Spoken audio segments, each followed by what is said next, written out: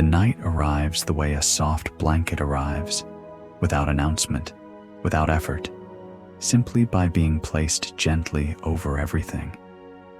Above the forest, the moon hangs like a small, patient lantern, not too bright, not too eager. Below it, the grass carries silver along its tips, and the leaves rest in layers, as if the whole world has decided to lie down early and be proud of it. Somewhere nearby, a quiet stream keeps speaking in a low voice, not a speech, not a lecture, more like a long, soothing hum, the kind that doesn't expect you to respond. Fog drifts in slow ribbons between trunks and ferns, practicing the art of moving without making any fuss. Even the air seems calmer here, cool, damp, and unbothered. And if you listen closely, you may notice something else. The forest has its own bedtime manners. The branches stop waving so much. The birds tuck their songs away. The soil settles like it's exhaling. Sometimes I think the trees look like they're practicing deep breathing.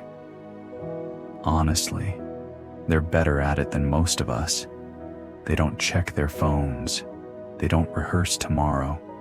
They simply stand there, quietly succeeding at being trees. Welcome to Sleepy Nature Sleep, where the wild grows soft and curiosity becomes calm.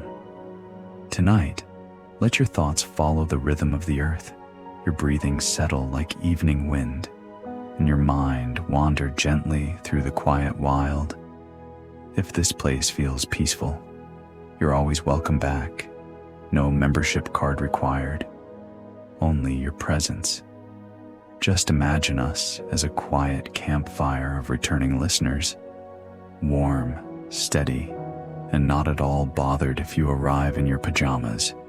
In fact, that's encouraged. Pajamas are basically a form of respect for sleep, and if you'd like to support the channel, it helps us keep the nightlights low and the nature facts cozy. A small gesture, a gentle kindness, like leaving an extra leaf on the forest floor, right where someone might need it.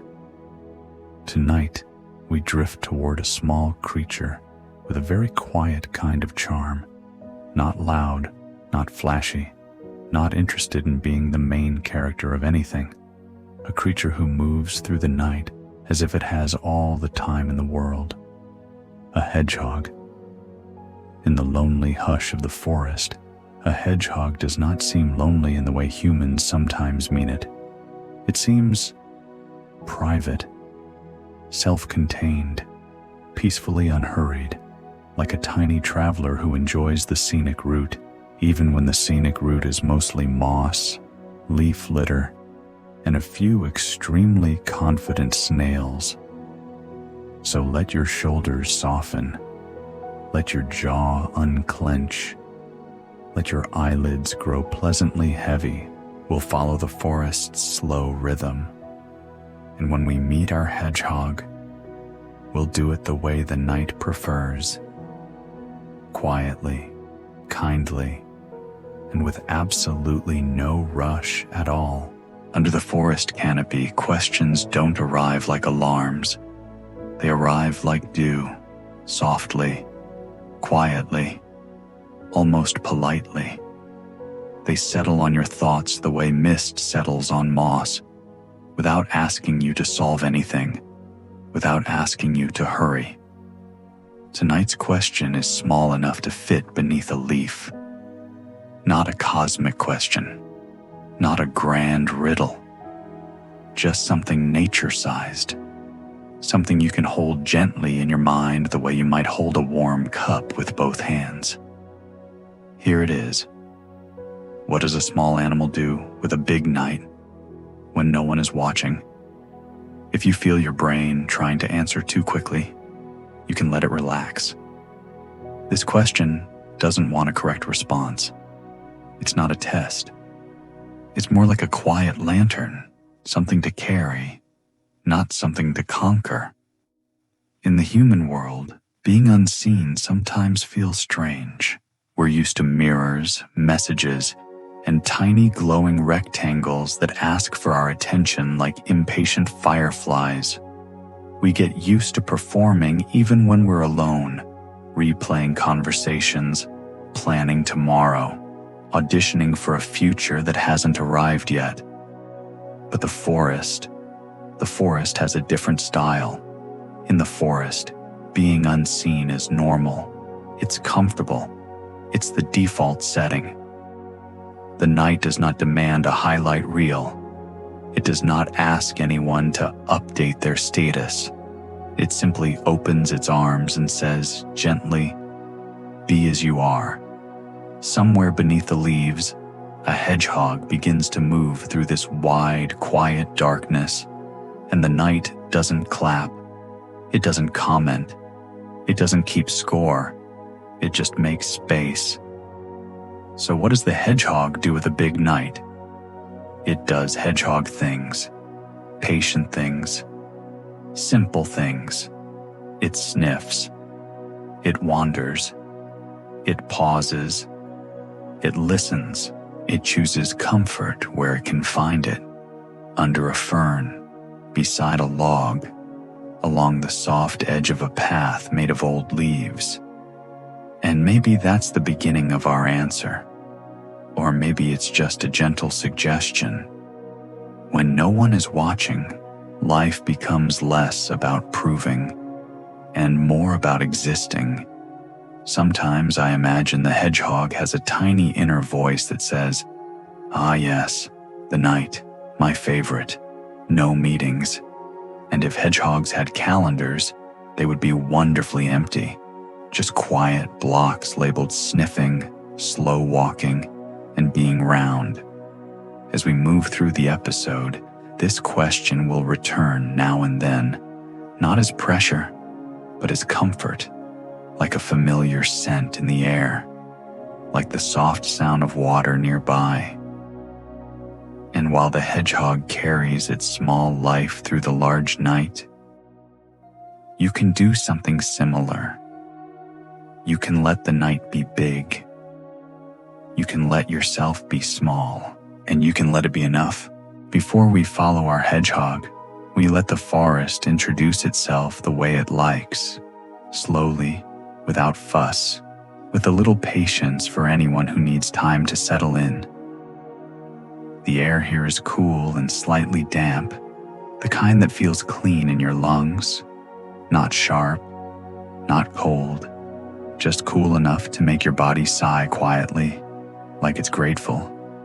Above, the canopy holds the last traces of daylight far away, and beneath it, the world becomes a soft collection of textures. Leaf litter lies like a quilt, brown, curled, layered, stitched together by time and gentle decay.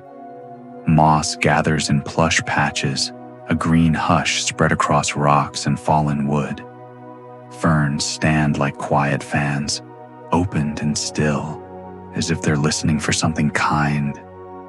You can hear the forest too, if you listen the way you listen to rain.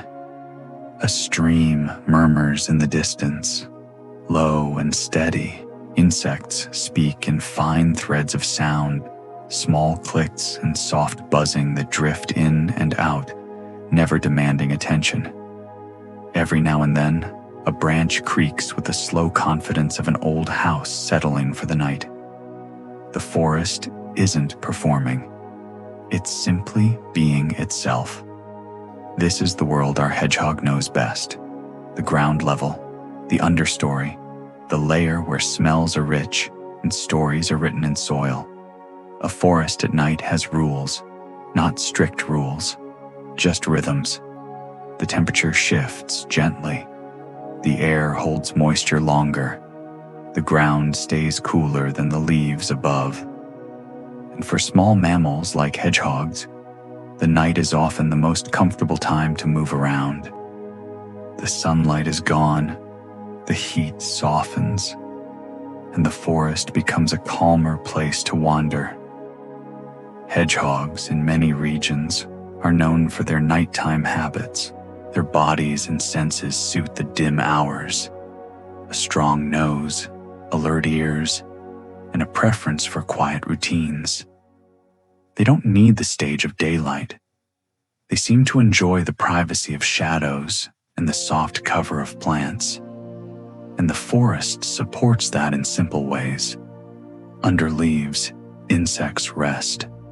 Under logs, worms and beetles continue their slow work.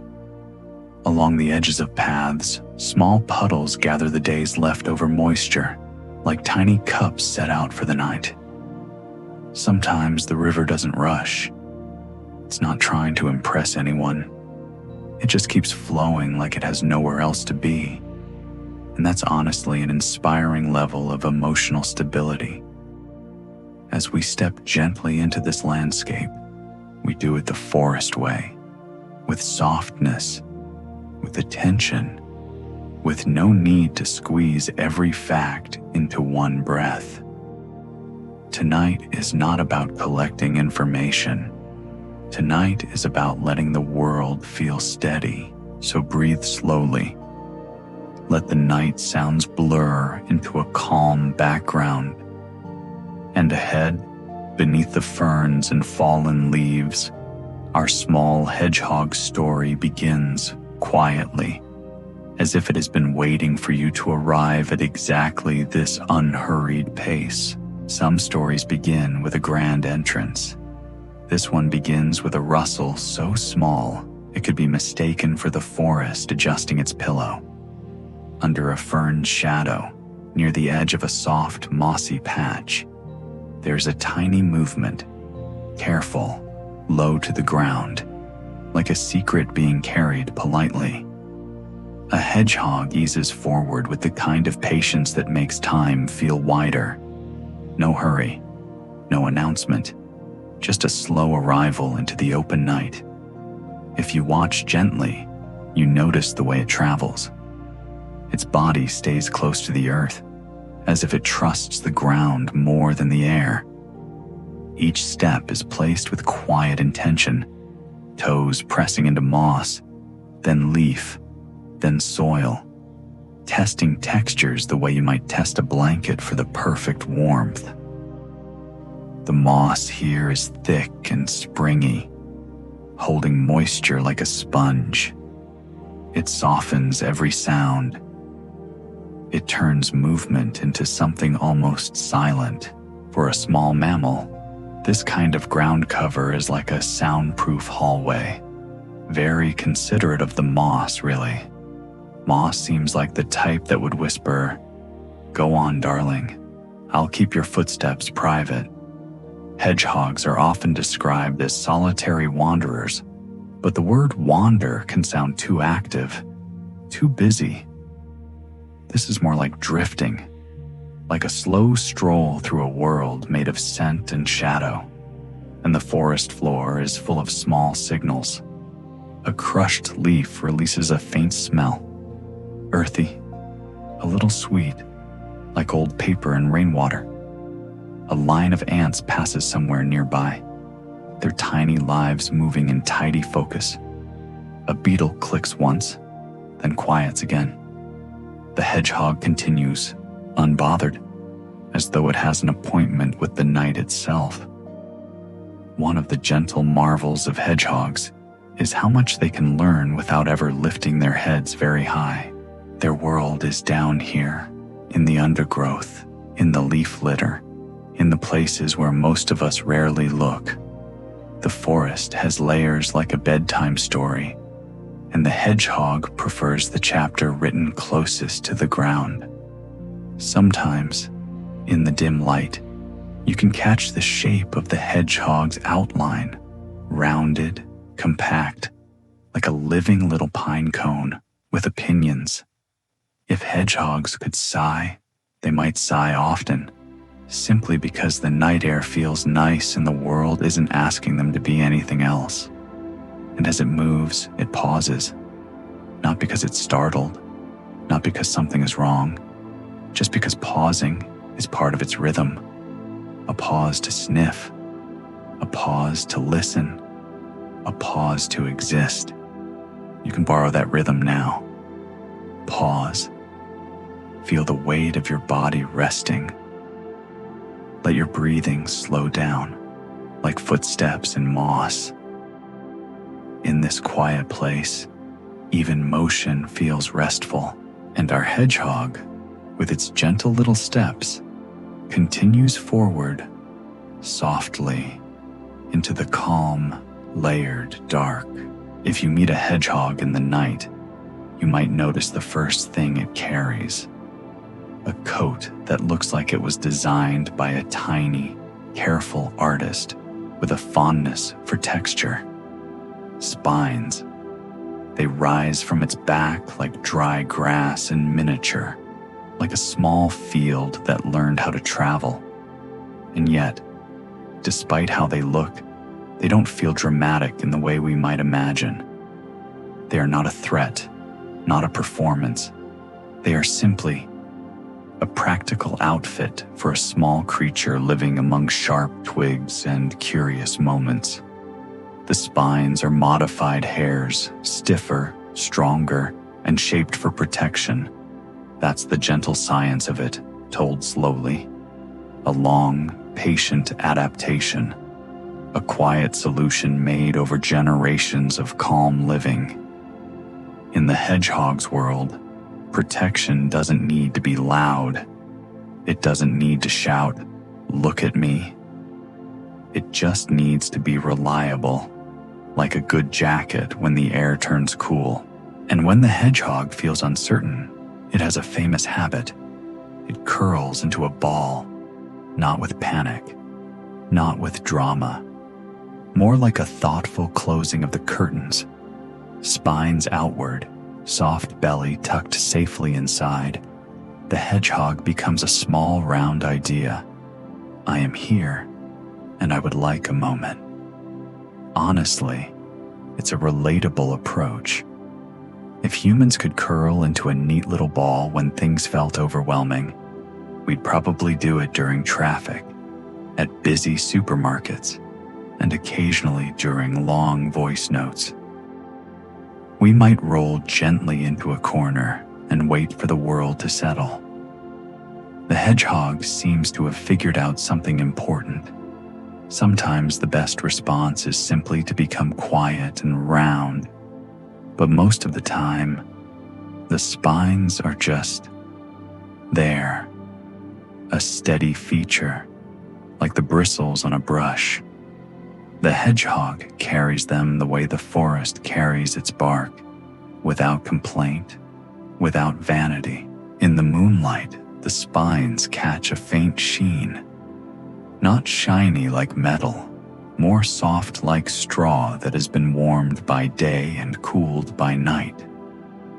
They make the hedgehog look slightly like a walking piece of the forest floor, as if it borrowed its wardrobe from leaves and twigs and decided it suited it perfectly. And there's something comforting in that. A creature that doesn't need to change itself to be safe. A creature that doesn't race, doesn't demand attention, doesn't over-explain. It simply exists, equipped with what it needs, and continues at a gentle pace.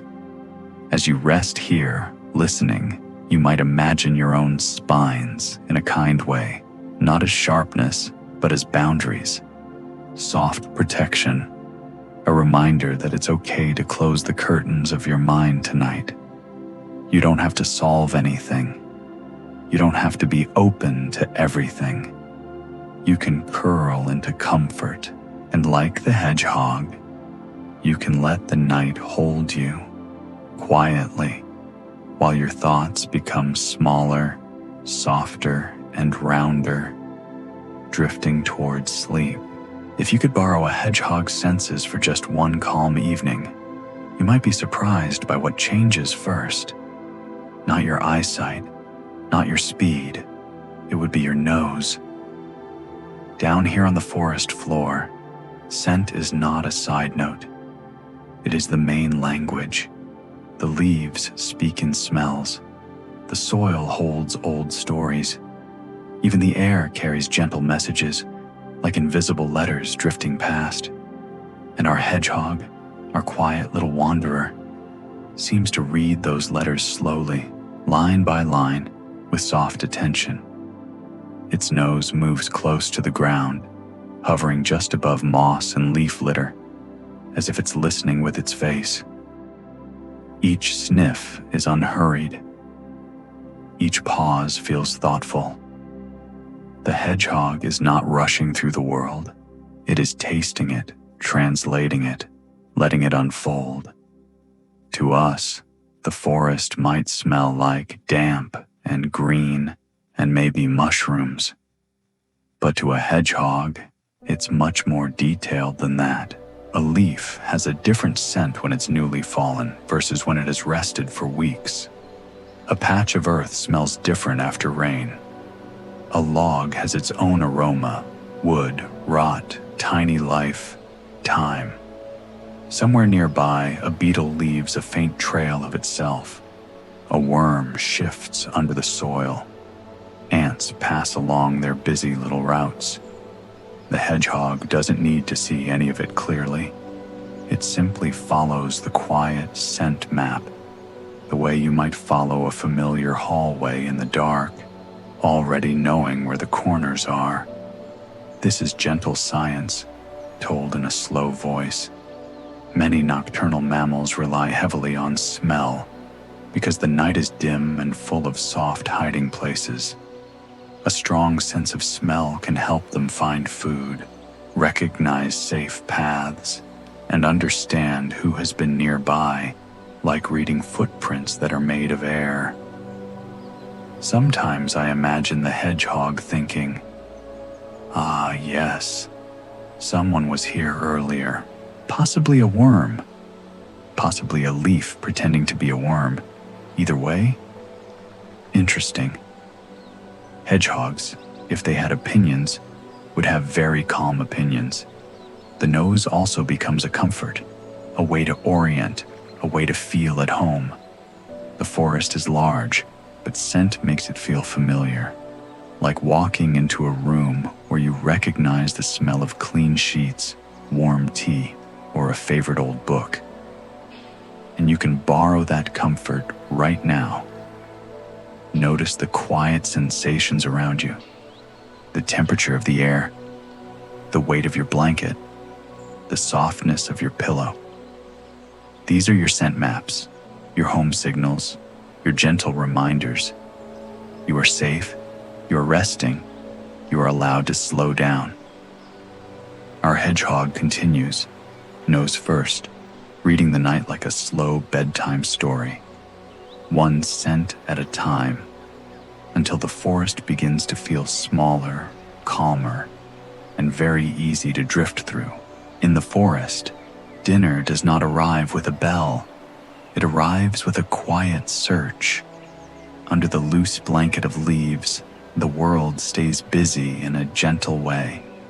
Beetles move with tiny patience. Worms continue their soft work beneath the soil. Small insects rest in hidden corners like little folded notes.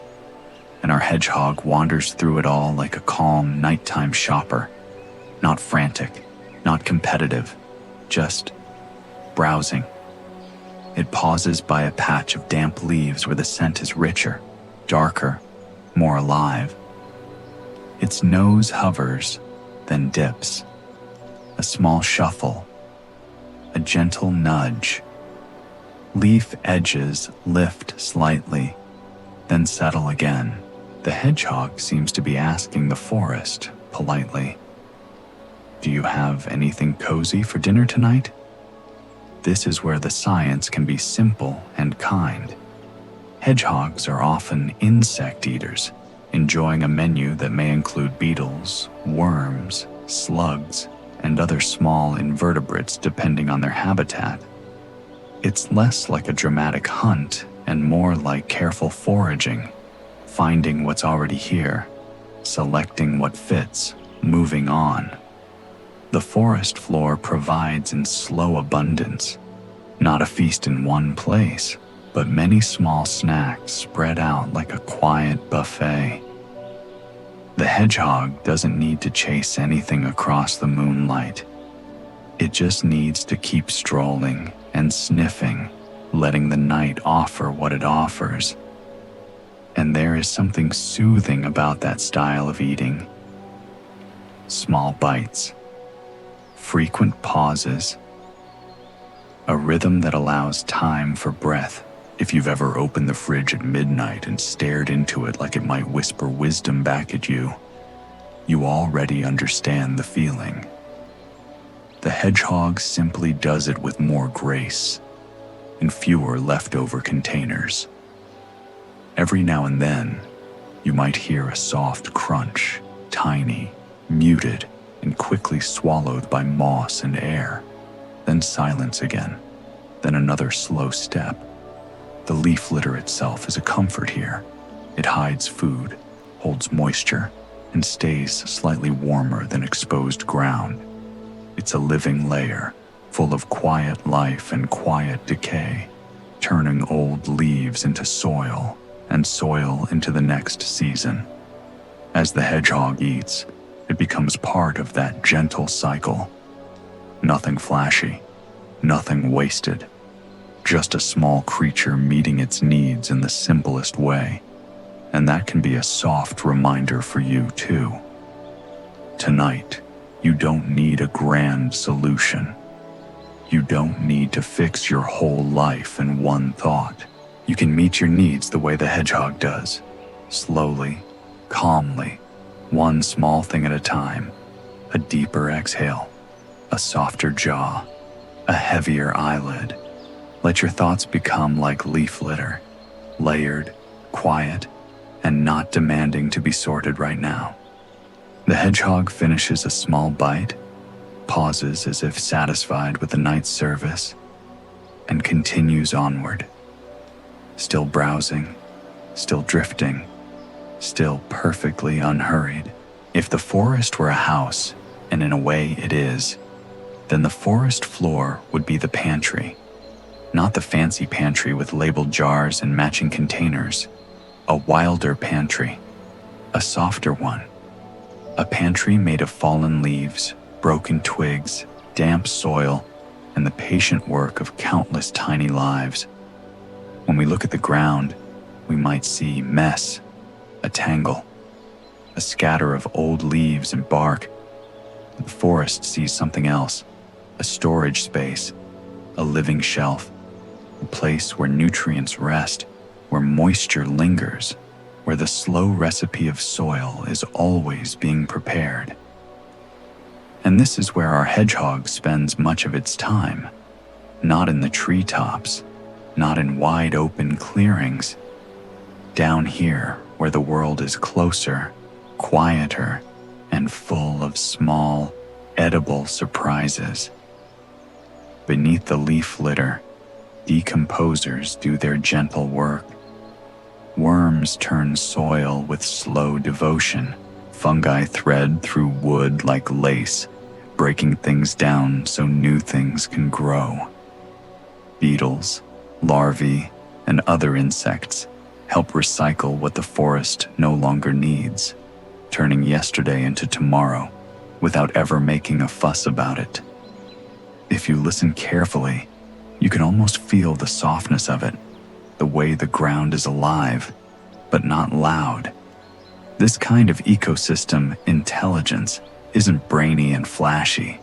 It's patient.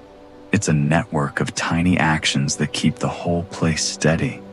The forest doesn't rely on one hero. It relies on everyone doing a small part. And the hedgehog benefits from that. The insects and invertebrates it eats are part of this hidden pantry system, living in the soil, under logs, among roots. The hedgehog doesn't have to go far to find food, because the forest is always gently stocking the shelves. Sometimes I think the forest floor is like a quiet neighborhood market that never closes. No bright signs, no music, just subtle availability. The hedgehog wanders in, selects a few items, and leaves without even needing a receipt. And as it moves, it also helps the forest. By eating certain insects, by stirring leaves, by shifting small bits of earth, it becomes part of the larger cycle, one small body participating in a much larger calm.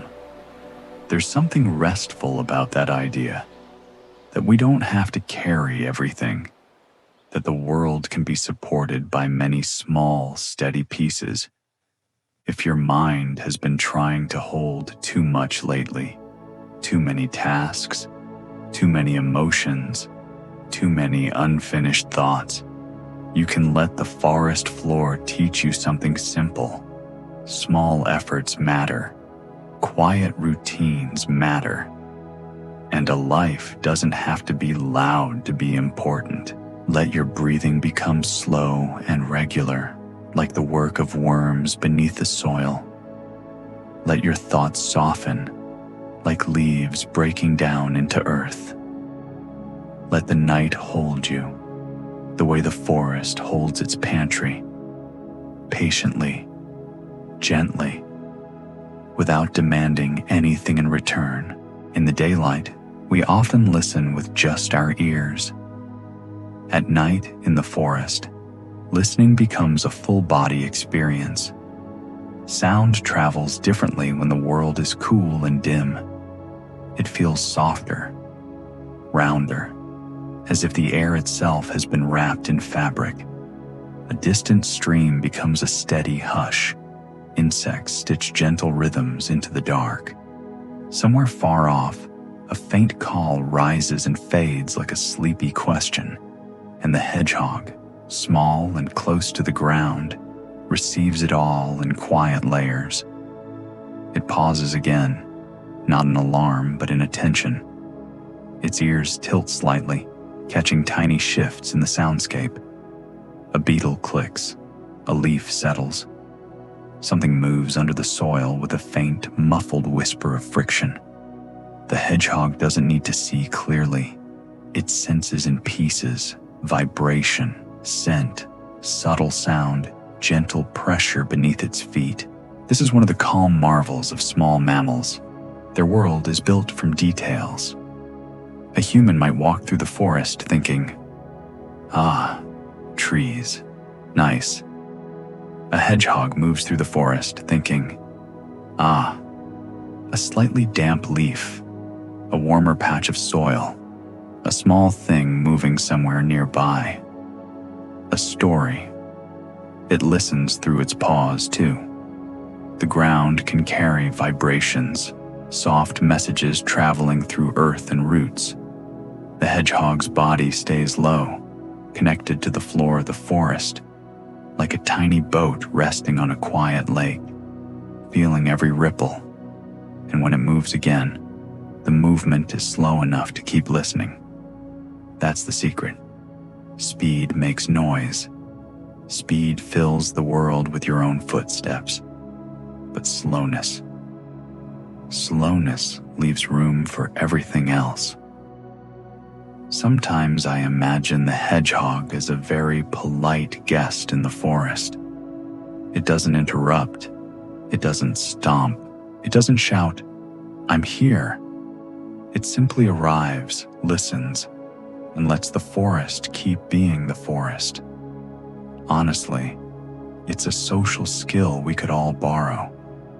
If you want to practice this kind of listening now, you can start small. Listen to the air in your room, the distant hush of your home settling, the soft sound of your own breath. There's a comfort in noticing that the world continues quietly around you, without needing anything from you. And if your thoughts keep talking, if they keep trying to narrate, analyze, plan, you don't have to argue with them. You can simply let them become part of the background, like insects at night, present, but not demanding center stage. The hedgehog takes another few gentle steps, then pauses again. Its whole body seems to say, "I have time." And as it listens, The night feels even larger, even softer, even safer. Let your shoulders sink, let your breathing slow, and listen with your whole body, the way the forest does, quietly, patiently, as if sleep itself is approaching on tiptoe. There's a special kind of wisdom in taking a break before you desperately need one. The hedgehog seems to understand this in the most natural way, not as a productivity tip, not as a wellness trend, just as a simple rhythm. Move a little, pause a little, breathe, continue. Tonight, beneath the cool shade of a fern, our hedgehog settles into one of those pauses. The fern arches above like a small green umbrella, its fronds layered and still. Beneath it, the ground is darker and slightly warmer, sheltered from the open air. The leaf litter here is thicker, the soil a touch softer, and the scents gather gently as if they prefer this quiet corner. The hedgehog doesn't collapse, it doesn't hide, it simply rests. A small body becomes even smaller, tucked into comfort. A nose lowers, a breath slows. For a moment, the hedgehog becomes almost part of the floor itself, just another rounded shape in the forest's collection of gentle forms. This kind of micro-shelter matters. In many natural habitats, small animals use cover, plants, logs, shallow dips in the earth, not as a dramatic escape, but as a steady preference. It's calmer under a fern. The air feels safer. The world feels less exposed. So the hedgehog chooses it the way you choose the cool side of a pillow, instinctively, gratefully, without overthinking. And what a lovely idea that is. Rest that doesn't require permission. Rest that doesn't require justification. Rest that happens simply because it helps. Sometimes I think the fern is like a quiet friend who doesn't ask questions. It doesn't say, "Are you okay?" It just says in fern language, "Here, shade, softness, you're welcome." The hedgehog accepts without ceremony. If you've been carrying a lot lately, tasks, plans, worries, tiny unfinished loops in your mind, you can join the hedgehog in this pause. Let yourself settle under an invisible fern of your own. Your blanket can be the fronds. Your room can be the shelter. Your breathing can be the soft soil that holds you up. And if your mind tries to turn rest into a project, you can smile gently and let that idea drift away. There's nothing to achieve here. No goal, no finish line. Just the slow comfort of being supported by something quiet. The hedgehog shifts slightly, as if adjusting for maximum coziness. It's a small movement, but it feels like a lesson. Even in the wild, even in the middle of the night, comfort is allowed. So take the pause. Let your eyelids grow heavier. Let your body sink into stillness. And when you're ready, when your thoughts feel softer, when your breath feels steady, we'll continue with the hedgehog, who will eventually rise again and drift onward. Not because it must, but because that is simply what comes after rest. Rain in the forest rarely feels like an event. It feels like a decision the sky makes quietly, without needing applause. One moment the air is simply cool, and the next it carries that gentle, familiar scent. Wet leaves, dark soil, and something faintly green, like the forest has just taken a slow sip of water. The drops arrive softly at first, touching the canopy above with tiny taps. The leaves accept them with calm patience, letting them gather, then slide, then fall again, drop by drop into the understory. It becomes a layered music, high, light tapping in the treetops, then lower, rounder sounds as the water finds broader leaves, then a final soft hush as it meets the ground.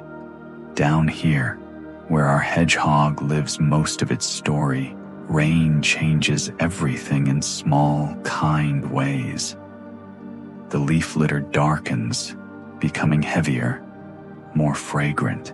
The moss looks even more plush, as if it's quietly proud of its moisture-retaining skills. A few puddles gather in shallow places, like the forest has placed tiny bowls out for anyone who might need a drink later. The air cools just a little, but not sharply, more like a comforting hand on the forehead. For a hedgehog, rain can make the world feel different beneath its feet. The ground becomes softer, less crackly. The scents become richer, more readable, like the forest has turned the contrast up on its invisible scent map. Worms and insects may become more active near the surface, and the hedgehog's dinner options begin to feel conveniently closer. Not dramatic, just slightly easier.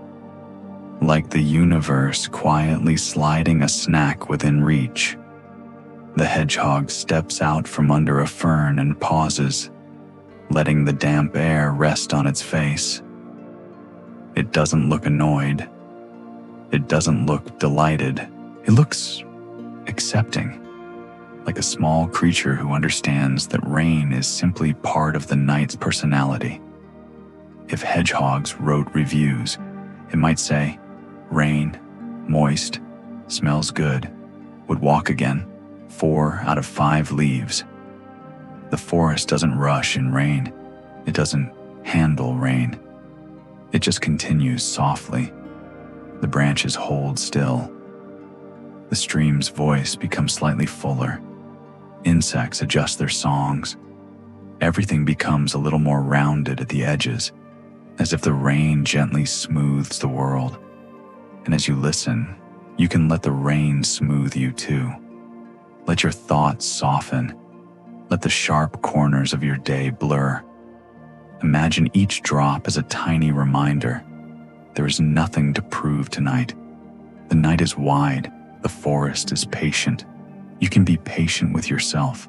The hedgehog takes a few more steps in the damp leaf litter, quiet as a whisper, and the rain continues to fall, steady, gentle, like the forest practicing lullabies in water.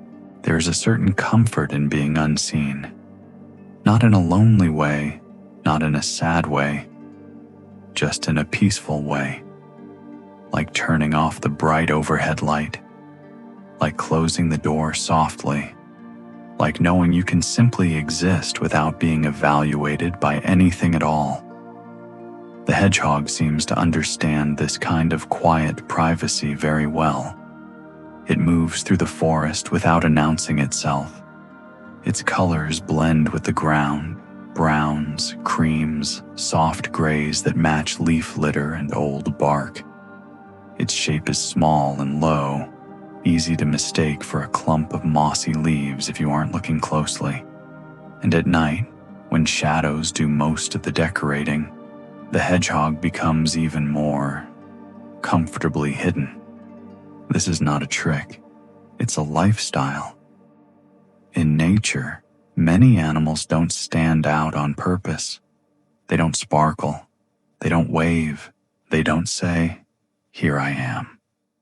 They simply fit into the scene the way a pebble fits into a riverbed. It's gentle science again. Blending into surroundings helps a small animal move through the world with fewer interruptions. Stillness helps too. When the hedgehog pauses, it can become almost invisible, not because it is trying hard, but because stillness itself is a kind of camouflage. Motion catches attention. Quiet does not. And perhaps that's why the forest at night feels so restful. So many creatures are awake, but they aren't making a show of it. They're simply living in quiet layers. A beetle here, a moth there, a small mammal drifting along the edge of a path. The hedgehog pauses beside a log, half covered in moss. The log is damp and dark, its surface soft with time. The hedgehog's spines match the texture of the world around it, like a tiny traveling patch of forest floor. If hedgehogs had fashion magazines, the top trend would be earth tones, very timeless, very practical. What's soothing is that being unnoticed is not treated as a problem. It's treated as comfort. The hedgehog doesn't seem to crave attention.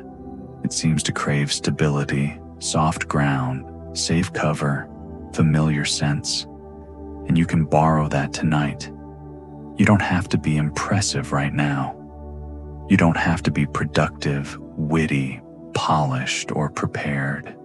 You can let yourself be unnoticed by the busy part of the world. Let the night be your camouflage. Let the quiet hide the sharp edges of your thoughts. If your mind keeps trying to perform, replaying conversations, imagining outcomes, you can gently tell it, not tonight. Tonight, we practice the hedgehog's art. We blend. We soften. We become small and safe inside the calm. The hedgehog takes another slow step, almost silent. The forest accepts it without comment. And the night, as always, keeps its secrets kindly. Some homes are tall and bright and full of decoration, and some homes are made of leaves. In the forest, comfort often looks simple. It looks like a sheltered corner beneath a shrub. It looks like a hollow under a log. It looks like a small, carefully arranged nest where the ground feels softer and the air feels quieter. Tonight, our hedgehog drifts toward a place that feels familiar, its chosen kind of home. Not permanent in the human sense, not a mortgage situation. More like a gentle, temporary agreement with the forest. I'll rest here, and I'll keep it tidy in my own small way. Hedgehogs often use nests made from leaves, grasses, and other soft plant material. They gather what the forest already provides, shaping it into a cozy pocket. The nest isn't fancy. It doesn't need to be. It's warm. It's hidden. It holds the right kind of darkness. The hedgehog begins the work with unhurried care. A few leaves get nudged closer. A small body presses into the pile, shaping it from the inside. The nest becomes a shallow bowl of softness, and the leaves settle around it like quiet applause. There's something comforting about how natural this looks, how the materials don't fight each other. Leaves against leaves, grass against soil, everything made of the same earthy palette, as if the forest already knows what cozy means. And the nest does more than comfort. It offers insulation, a gentle buffer from temperature shifts. It holds scent too, making the space feel familiar. In a world where nights can cool and dampness can linger, a leaf nest becomes a small sanctuary, warm, quiet, and well hidden. If the hedgehog could speak, it might say, "This is my aesthetic. It's called forest minimalism." And honestly, it works. No clutter, no unnecessary furniture, just the essentials. Softness, cover, peace. You might notice how the hedgehog doesn't build in a rush. It doesn't treat nesting like a chore to finish quickly. It treats it like settling in, like smoothing a blanket, like making sure the pillow is just right. It's slow, careful, and quietly satisfying. And as you listen, you can let this scene guide you too. You have your own nest tonight, your bed, your blanket, the familiar weight of your room. You don't need anything complicated. You only need enough softness to hold you, enough quiet to let your thoughts loosen, enough warmth to tell your body, you can rest now. The hedgehog curls deeper into its leaf nest, becoming a small, rounded piece of comfort. The forest continues its gentle sounds beyond the shelter, and you can imagine yourself doing the same, tucking inward, settling down, letting the world stay outside while you drift toward sleep. The forest at night is not empty. It's just discreet. Life moves here in quiet layers, like a soft conversation happening in another room. You don't need to hear every word to know it's there. A faint rustle, a gentle wing beat, the small click of an insect shifting position. Each sound is a tiny reminder that the night is shared. Our hedgehog lives among neighbors, but it doesn't hold meetings with them. It doesn't host dinner parties. It doesn't exchange gossip. The forest's social style is simple, polite, distant, and wonderfully low maintenance. Somewhere above, a small bird shifts in its sleeping perch, feathers settling with a whisper. Farther away, a frog makes a slow, steady call, like it's testing one note and deciding it's enough. Insects continue their fine thread music, rising and falling like breathing, and in the undergrowth, other mammals may be awake too. Small rodents moving softly, perhaps an unseen civet or a quiet possum-like creature in some forests, or simply the sense of many small lives each doing their own gentle routine. But here's the soothing part. They don't need to collide. They don't need to compete. They simply share space. The hedgehog pauses near a log and sniffs. A scent lingers, someone passed by earlier. Not a threat, just a presence. A neighbor's signature on the air, the way a hallway might still smell faintly like someone's tea after they walk past. The hedgehog doesn't chase the scent. It doesn't overthink it. It just notes it, the way you might notice a neighbor's footsteps and then return to your own cozy business. Sometimes I imagine the forest has a silent code of manners. Hello, I acknowledge you exist. Wonderful, I will continue existing over here. Perfect, have a peaceful evening. It's a very soothing kind of community. And there's gentle science in this too. Many animals avoid unnecessary interaction because quiet energy is valuable. Moving slowly, staying aware, choosing safe paths, these are the calm rules of nighttime living. The forest is not about constant engagement. It's about rhythm, about spacing, about letting everyone have their own small bubble of peace. You can borrow that idea tonight. You don't have to respond to every thought that passes through. You don't have to engage with every worry that knocks at the door of your mind. You can simply notice, there's that thought. And then, I will continue resting over here. The hedgehog takes a few more steps and slips beneath a fern, leaving the open ground behind. Its neighbors remain. Soft sounds, distant lives, but nothing presses close. Everything stays respectful. Everything stays calm. And in that quiet, polite distance, sleep begins to feel more natural, like joining a peaceful neighborhood where everyone understands the same simple rule. Soften, settle, and let the night be shared. If you ever feel like your life runs on alarms, deadlines and tiny flashing reminders, the hedgehog offers a very different philosophy. It follows a private schedule. No calendar invites, no notifications, no urgent emails at midnight, just a gentle rhythm shaped by light, temperature, and the quiet availability of food and shelter. In many places, hedgehogs are most active during the night and the dim hours around it.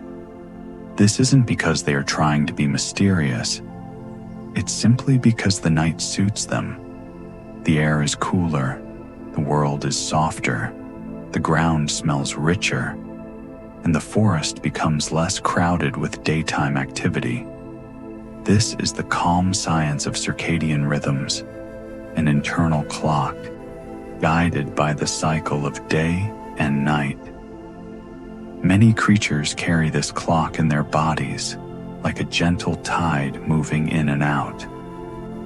When light fades, certain instincts rise. When the world brightens again, rest becomes more appealing. For the hedgehog, it can look like this: a slow emergence from cover, a quiet wander through familiar routes, a series of pauses to sniff, listen, and sample the forest's hidden pantry. And then, eventually, a return to shelter, leaf nest, log hollow, soft protected space, where the body can settle again. It's not a strict schedule. It's more like a playlist, the same calming songs, played in a familiar order, night after night. Sometimes I imagine a hedgehog checking its to-do list for the evening. 1. Sniff around. 2. Walk slowly and look thoughtful. 3. Find a small snack. 4. Be round if necessary. 5. Return home. It's a very achievable list, very realistic, very supportive of rest. And there's something comforting about how little the hedgehog's rhythm depends on ambition. It doesn't need to maximize the night. It simply moves through it. A little effort, then a pause. A little searching, then stillness. The night is not a resource to squeeze. It's a space to inhabit. If your own internal clock has felt confused, too much light, too many screens, too many thoughts, this is an invitation to soften back into rhythm. Let the room be dim. Let your breathing be slow. Let your body remember that it also knows how to rest without being forced. Outside, the world may still run on schedules and sharp edges. But here, in this moment, you can follow a different timing, one that feels more like the forest. The hedgehog continues along its private route, guided by scent and softness, and you too can continue along yours, a slow path towards sleep, where the only important appointment is rest itself. Night air in the forest has a way of teaching the body to be economical, softly, without lectures. As daylight fades, warmth loosens its grip on the ground. The soil cools first, then the leaves, then the thin layer of air that floats just above the moss. Everything becomes a little quieter, a little slower, as if the forest is adjusting its own thermostat and whispering, "There we go. Much better." Our hedgehog seems perfectly tuned to this gentle shift. It doesn't waste energy on unnecessary movement. It doesn't pace for no reason. It moves in a rhythm that feels like careful budgeting, small steps, small pauses, small breaths. In the wild, energy is precious, and many animals learn to spend it with calm intention. Not in fear, not in urgency. Just in the way you naturally hold your phone tighter when it's about to slip, or pull your blanket closer when the room cools. The hedgehog's breathing is quiet, almost invisible. Its body stays low, close to the warmer pockets of ground and leaf litter, where the temperature is slightly kinder.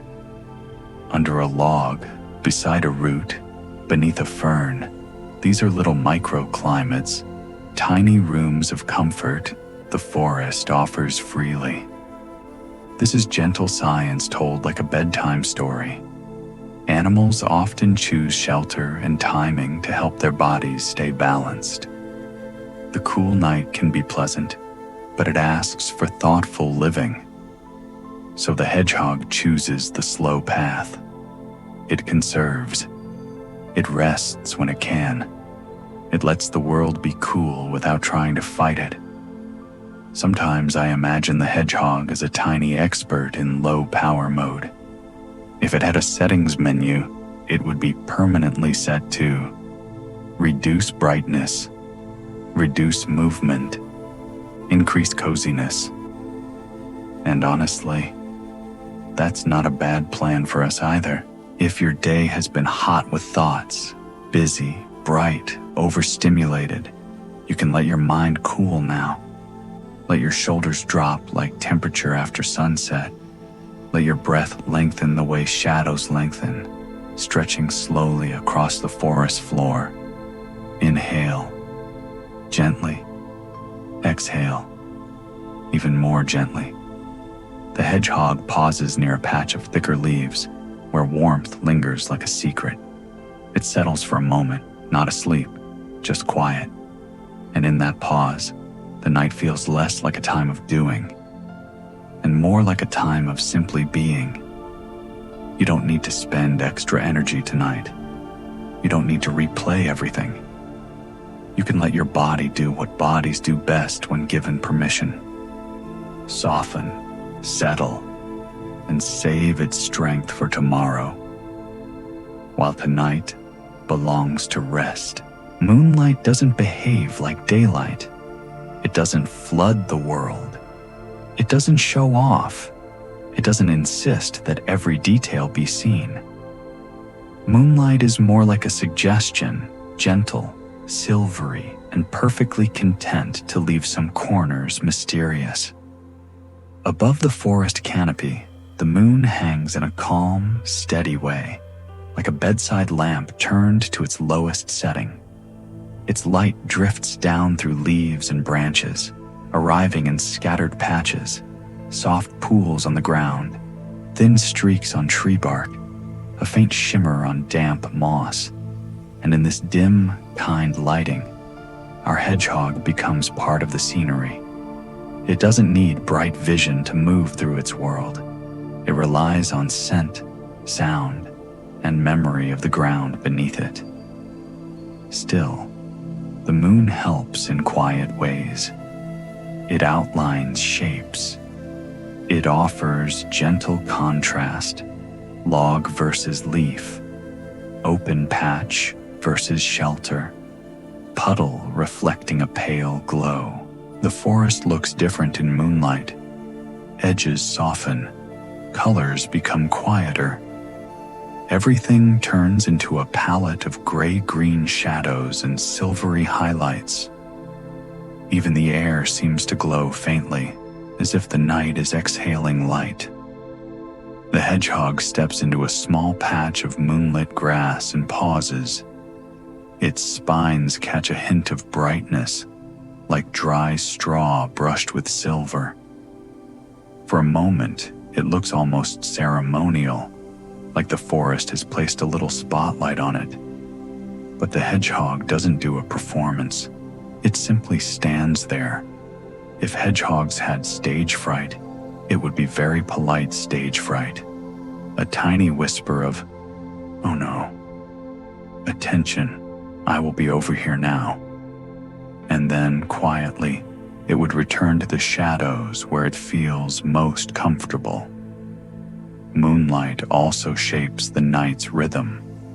Some creatures become bolder under brighter moons, while others prefer the darker hours.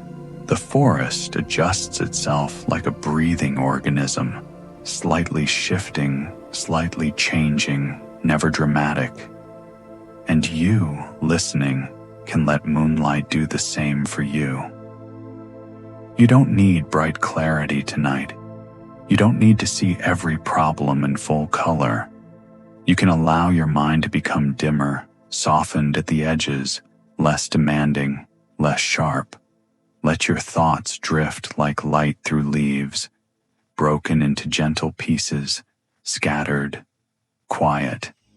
Imagine the moon as a soft lantern for your breathing. Inhale, as if moonlight is filling the room. Exhale, as if it's settling back into the night.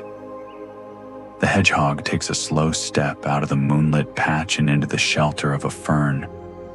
The light stays behind, calm and steady, still illuminating the forest gently, like a reminder that even in darkness, there can be softness. There is a quiet kind of self-care that happens in the wild. Not the trendy kind with labels and routines and complicated steps. Just the simple maintenance of being a body in a world made of soil, leaves, and tiny pieces of nature that like to cling. Our hedgehog pauses again, because hedgehogs, it seems, have mastered the art of not rushing. It finds a spot where the ground feels soft and the cover feels safe, and it begins a small ritual: grooming. It might look subtle at first. A small shift, a tiny tilt of the head, a careful lick of fur. The hedgehog tends to itself the way the forest tends to itself, slowly, steadily, without judgment. Grooming is practical. It helps remove dirt and parasites. It keeps the skin healthy. It keeps the body comfortable. In nature, comfort matters. Comfort helps rest. Comfort helps energy last. Comfort helps the night feel manageable. And there's something soothing about watching a creature do this without overthinking it.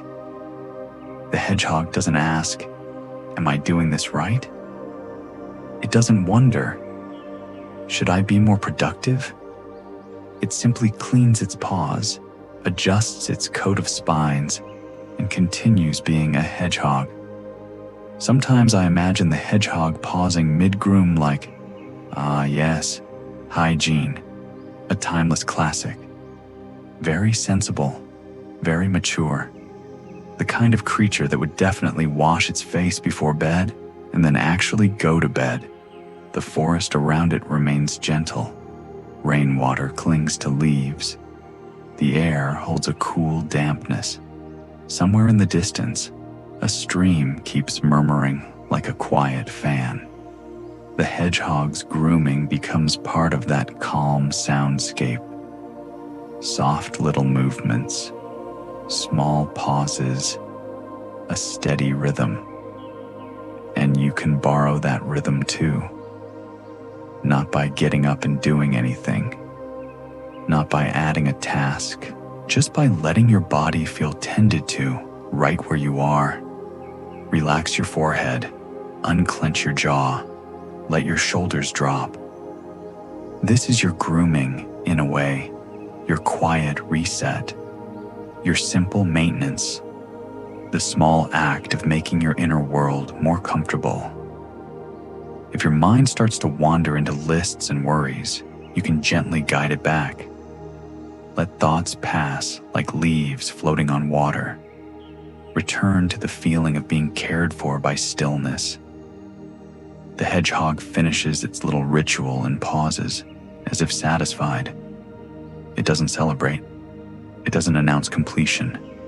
It simply becomes quiet again, cleaner, calmer, ready to continue at its own slow pace. And as it settles, you may feel it too. A small easing, a gentle readiness to drift further into rest.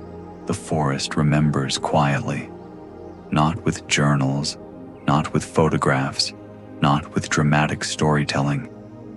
It remembers in faint marks, pressed into soil, brushed into moss, softened by rain, rewritten by wind. The kind of memory that doesn't cling too tightly. As our hedgehog moves along the ground, it leaves behind something small and almost tender. Tiny footprints. They aren't loud. They don't stamp their name. They simply press into damp earth for a moment, like a brief signature. I was here, written in the forest's own handwriting. In soft soil, the print holds its shape a little longer. In moss, it's barely visible, just a slight flattening, like someone gently smoothing a pillow. In dry leaf litter, there may be no print at all, only a faint rearrangement of leaves, as if the hedgehog politely tidied them in a new pattern. This is gentle science and gentle poetry at once. Tracks are information. They show direction, pace, size, sometimes even mood, whether the animal moved steadily, paused often, lingered. For those who know how to read them, tracks are quiet stories on the ground. But for the hedgehog, tracks are not a message to anyone else. They are simply an effect of being alive and moving. And that's comforting, isn't it? To know that you can pass through the world without forcing anything, and still leave a trace. Sometimes we think we must make big marks, big achievements, big statements, but nature shows another truth. Small marks count too. A tiny footprint in soil, a shifted leaf, a path used gently, then left to rest. If hedgehogs had stationery, it would probably be earth-toned and very minimal. Just a tiny stamp. Hedgehog was here. Thank you for your patience. The forest does not hold on to these signatures forever. Rain softens them. Wind rearranges them. New leaves fall. The ground changes. The memory becomes part of a larger cycle, appearing, fading, returning in another form. And you can let that be true for your thoughts tonight. You don't need to hold every memory tightly. You don't need to replay every moment until it feels perfect. Let your mind be like soil after footsteps. It can receive, it can notice, and it can soften again. Inhale slowly, as if you're stepping lightly through moss. Exhale slowly, as if you're letting the mark fade back into calm. The hedgehog continues forward, leaving tiny signatures behind it, each one brief and gentle.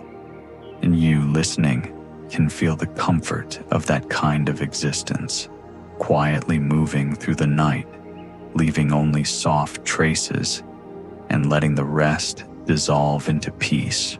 Water in the forest doesn't always arrive as a rushing river or a sparkling waterfall.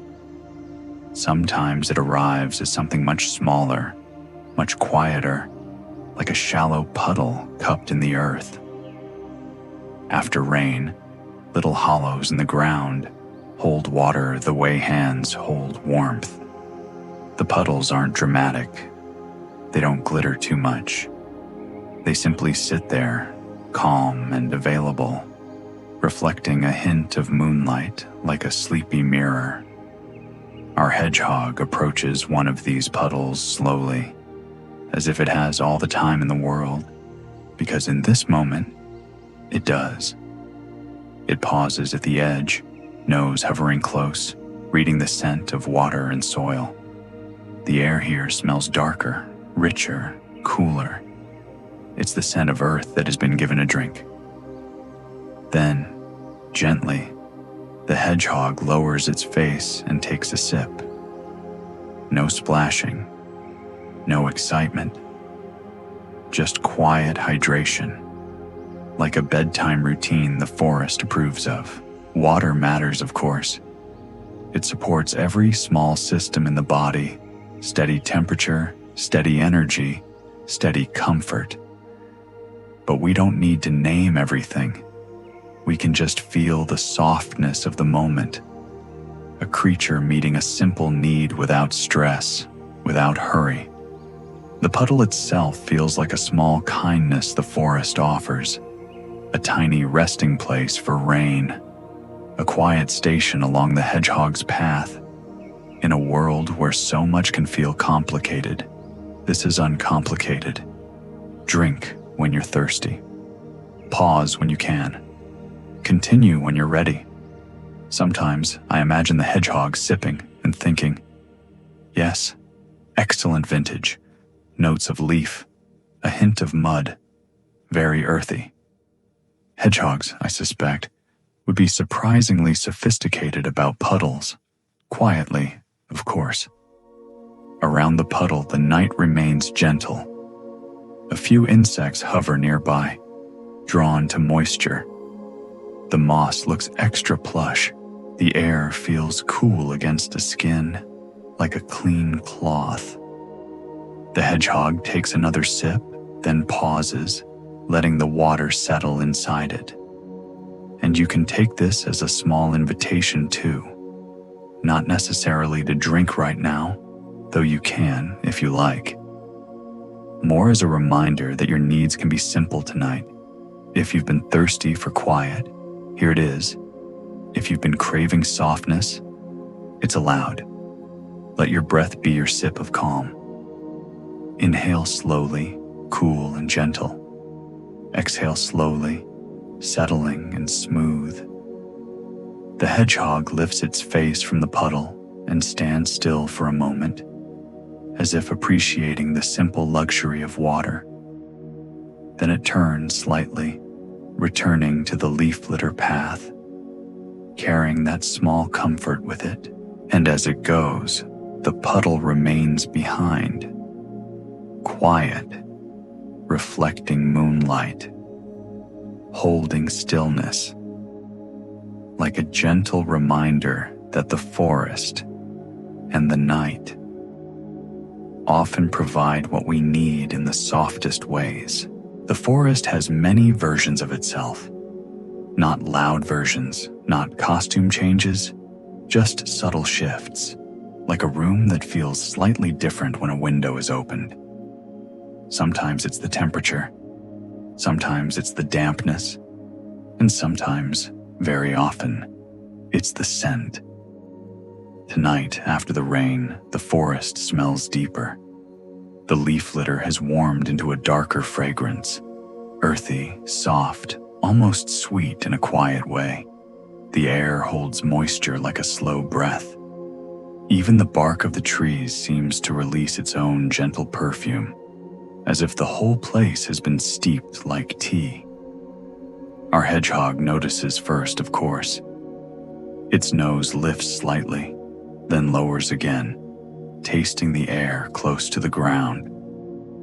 A hedgehog's world is full of these tiny scent updates, like reading a daily newspaper made of smells. Breaking news, damp soil. Local update, mushrooms are thriving. Weather forecast, cozy. Seasonal shifts can change scent too. In warmer months, insects may be more plentiful, and the forest can smell bright with plant life. In cooler seasons, the air can carry a crispness, and the ground may hold a quieter, more mineral scent. Even within a single night, as temperature dips, certain smells become sharper or softer, rising and falling like gentle waves. And none of it is urgent. It's just the forest changing its tone. The hedgehog pauses by a patch of fallen leaves that smells different, perhaps fresher, perhaps newly turned by wind or rain. It sniffs with the calm seriousness of a tiny librarian organizing an invisible collection. In this moment, the hedgehog isn't searching in a tense way. It's simply gathering information in the most peaceful format nature offers. Scent can also be memory. A familiar nest smells like home. A usual path smells safe. A certain log smells like, this is where I tend to pause. And those scent memories help a small animal feel oriented in a world that could otherwise feel huge. You have your own scent memories too. The smell of clean sheets, the scent of a familiar room, the quiet comfort of your pillow, your blanket, your home. Even without thinking about it, these details tell your body, you're here, you're safe, you can rest. If your mind has been feeling far away, drifting into tomorrow, wandering into worry, you can use the Hedgehog's method. Return to the senses, not with force, just gently. Notice the air against your skin. Notice the weight of your blanket. Notice the quiet, steady pace of your breathing. Let the forest's changing scent remind you that change can be soft. Change can be gentle. It doesn't always need to be dramatic or difficult. Sometimes change is simply the world smelling a little different after rain. The hedgehog continues along its path, following the night's new fragrance like a slow melody. And you can follow your own calm cues too, drifting deeper into comfort, letting your thoughts become quieter, letting sleep feel more natural with every soft breath. Some stories are told quickly. Nature prefers the long form. The hedgehog's body, its spines, its fur, its sturdy little shape, is not the result of one sudden change. It is the result of countless small adjustments gathered over time like leaves gathering on the forest floor. Evolution, when we tell it gently, can feel like quiet editing. A sentence revised slowly, a detail improved over generations, a body becoming more suited to its life, not through drama, but through patience. The hedgehog's spines are one of those edits. Long ago, far back in the soft distance of time, hedgehog ancestors carried different coats. Over many generations, certain hairs became stiffer, stronger, better at offering protection. Not as an aggressive tool, but as a calm layer of safety. A quiet boundary between a small body and a world full of sharp twigs and surprises. And along with spines came other gentle adaptations. Strong senses for nighttime living, a body suited for slow wandering, a style of movement that stays close to the ground.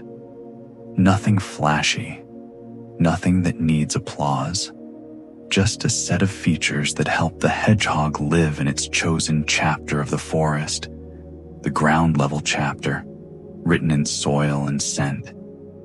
It's comforting to remember that nature doesn't rush its designs. It tries something, keeps what works, lets the rest fade away, slowly, kindly, without shame. The earth doesn't say, "You should have evolved faster." The earth simply continues.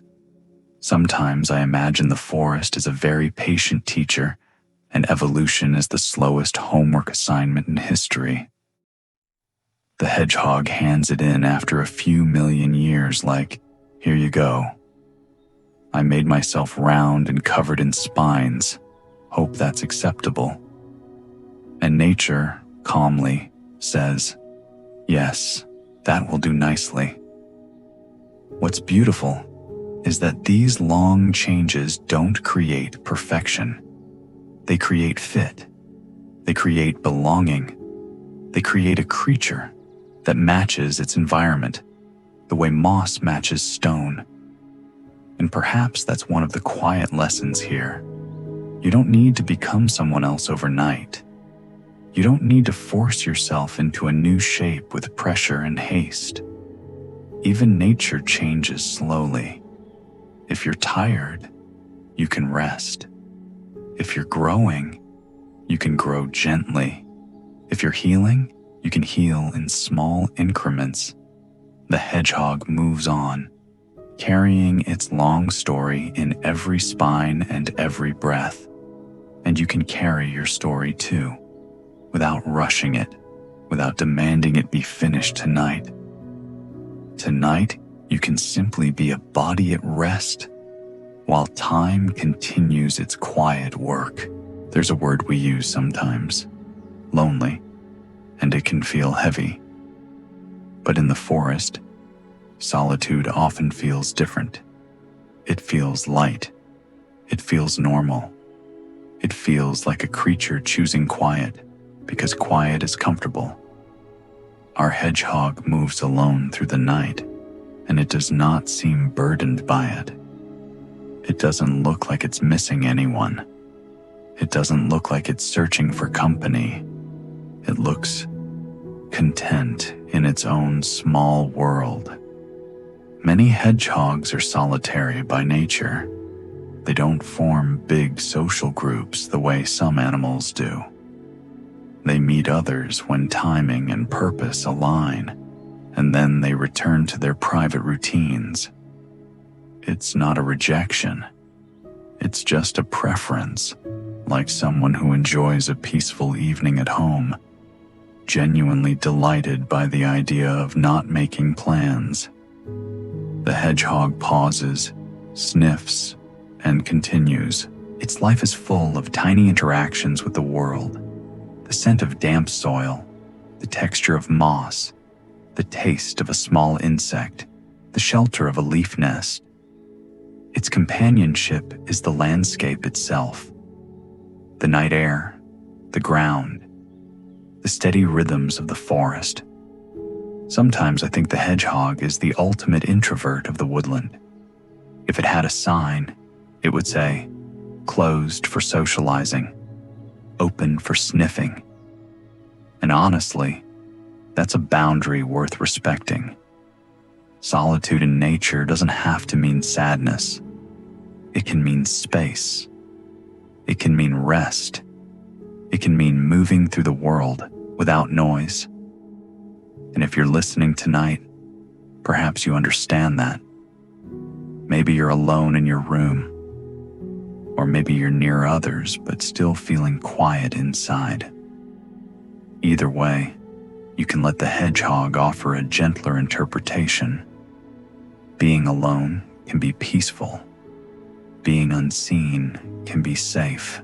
Being in your own company can be enough. This isn't to say connection doesn't matter. It does. The forest is full of connection. Roots to fungi, insects to flowers, animals to water. But connection doesn't always look like conversation.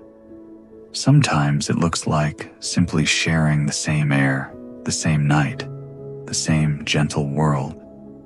You are connected too, in ways you don't have to effort.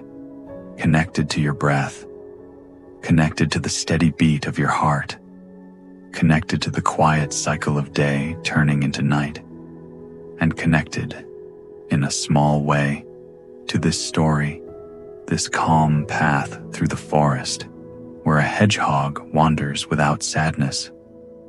So if the word lonely has visited you lately, you don't have to fight it. You can soften it. You can reshape it into something quieter. Solitude, stillness, privacy, rest. The hedgehog continues its gentle wander, alone and perfectly okay. And you can continue too, drifting inward, letting sleep come closer, feeling that it's safe to be quiet tonight. The forest keeps memories in places we rarely think to look. Not in diaries, not in photographs, in the ground.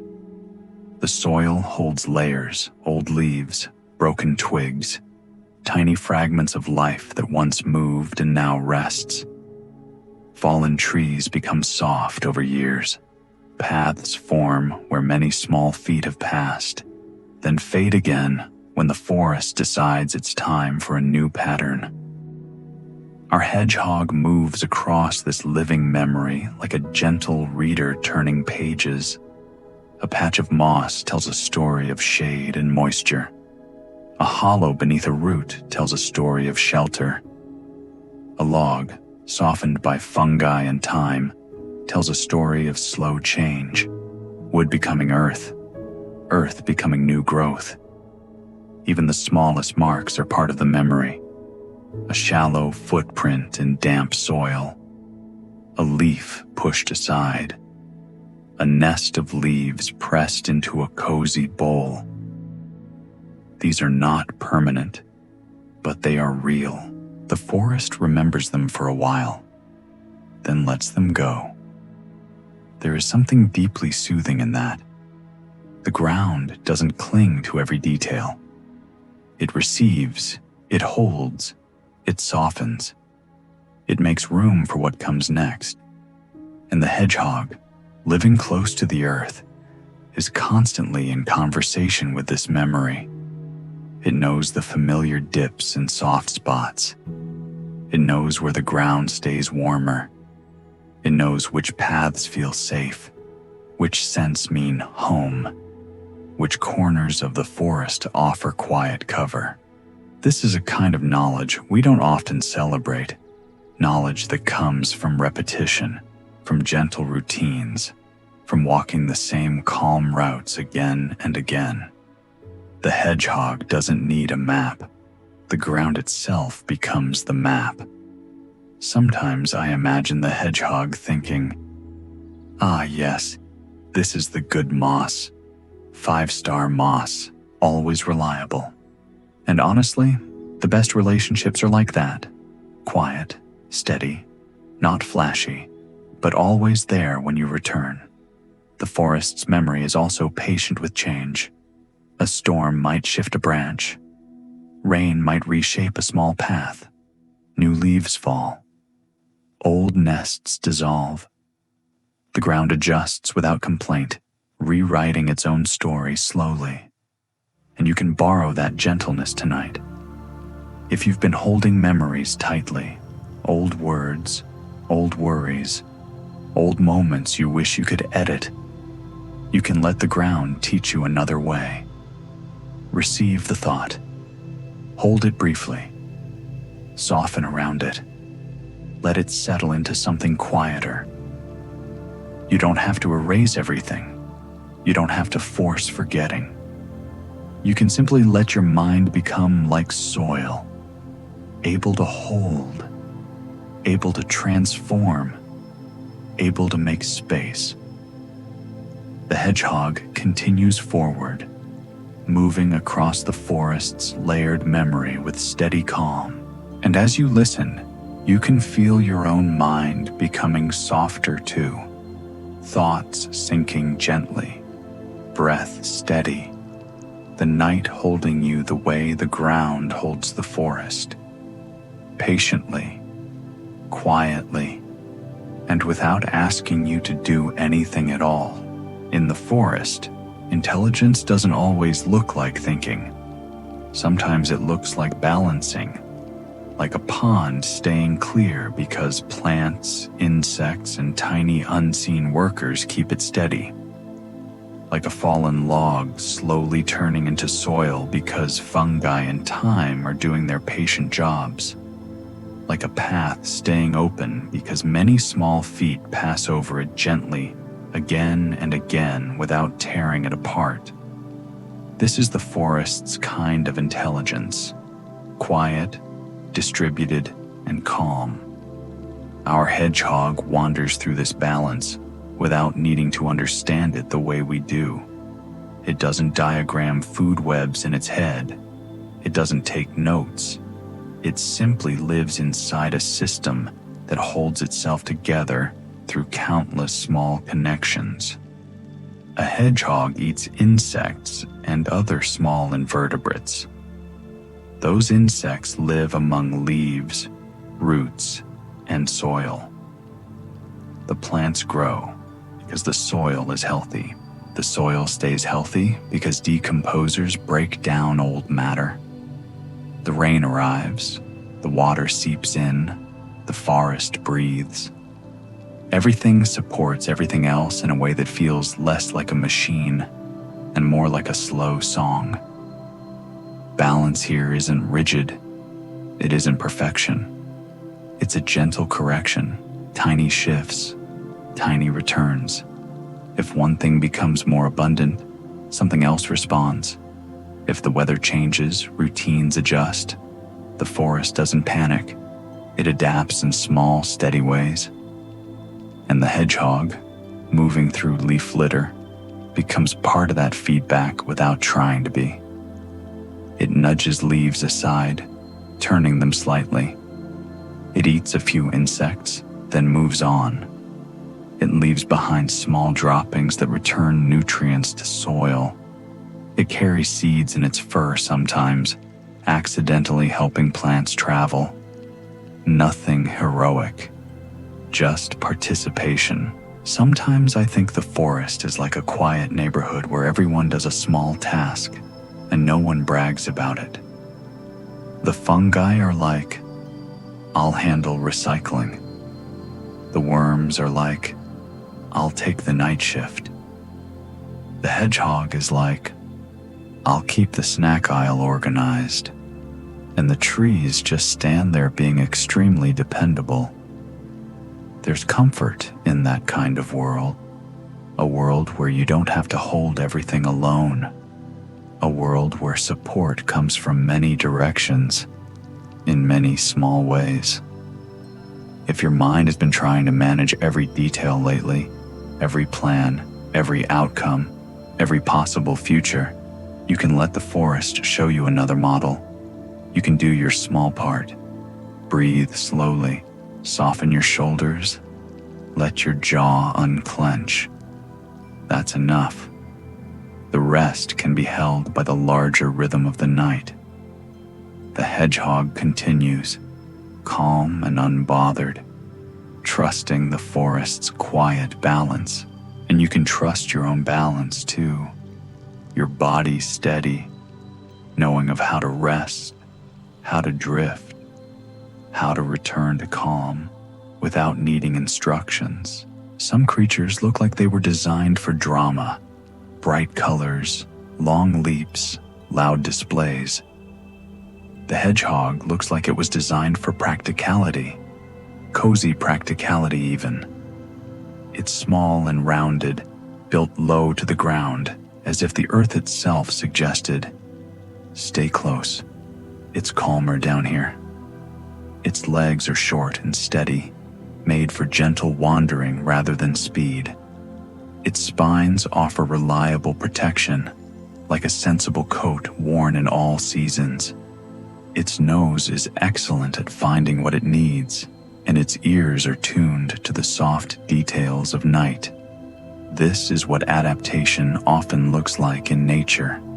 Not fancy, not showy, just fitted. A body that matches a lifestyle that matches a landscape. The hedgehog doesn't need a complicated plan to thrive. It needs cover, food, water, and quiet roots through the undergrowth. And over time, its features have shaped themselves around those needs. Strong smell for finding small snacks. Sensitive hearing for noticing subtle movement. A coat that helps it feel safe while it strolls through twigs and leaf litter. Even its preference for nighttime can be seen as a form of adaptation, choosing the hours when the world is cooler and softer, when the forest feels less busy. Sometimes I imagine the hedgehog looking at a bright, loud creature and thinking, that seems exhausting. The hedgehog's style is more like, I will be small, I will be cozy, I will mind my business. A very peaceful brand identity, honestly, and nature honors that.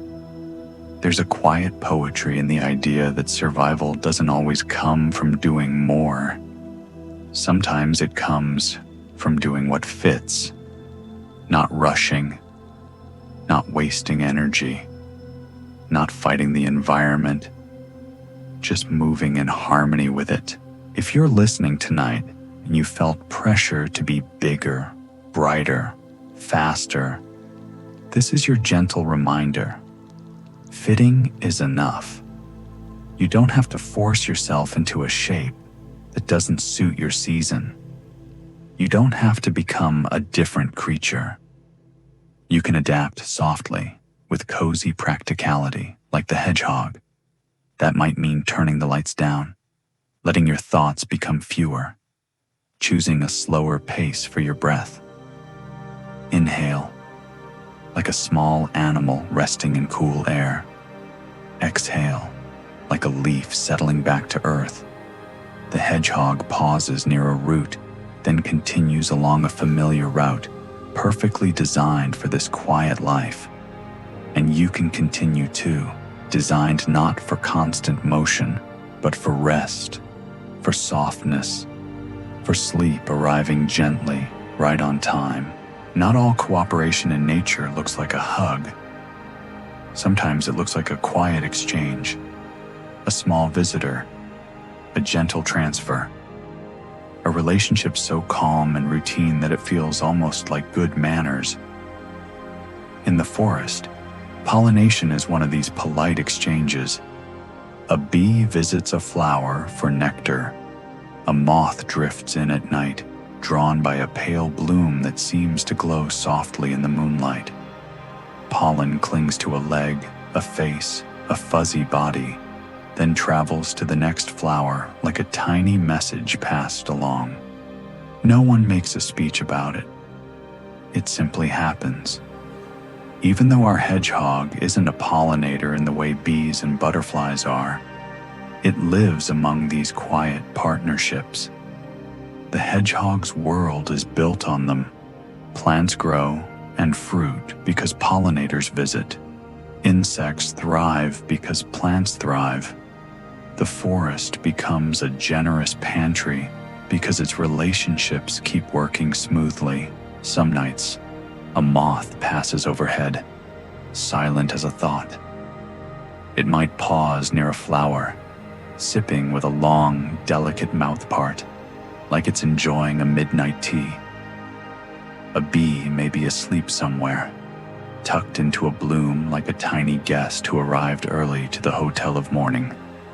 The forest holds them all with the same gentle patience.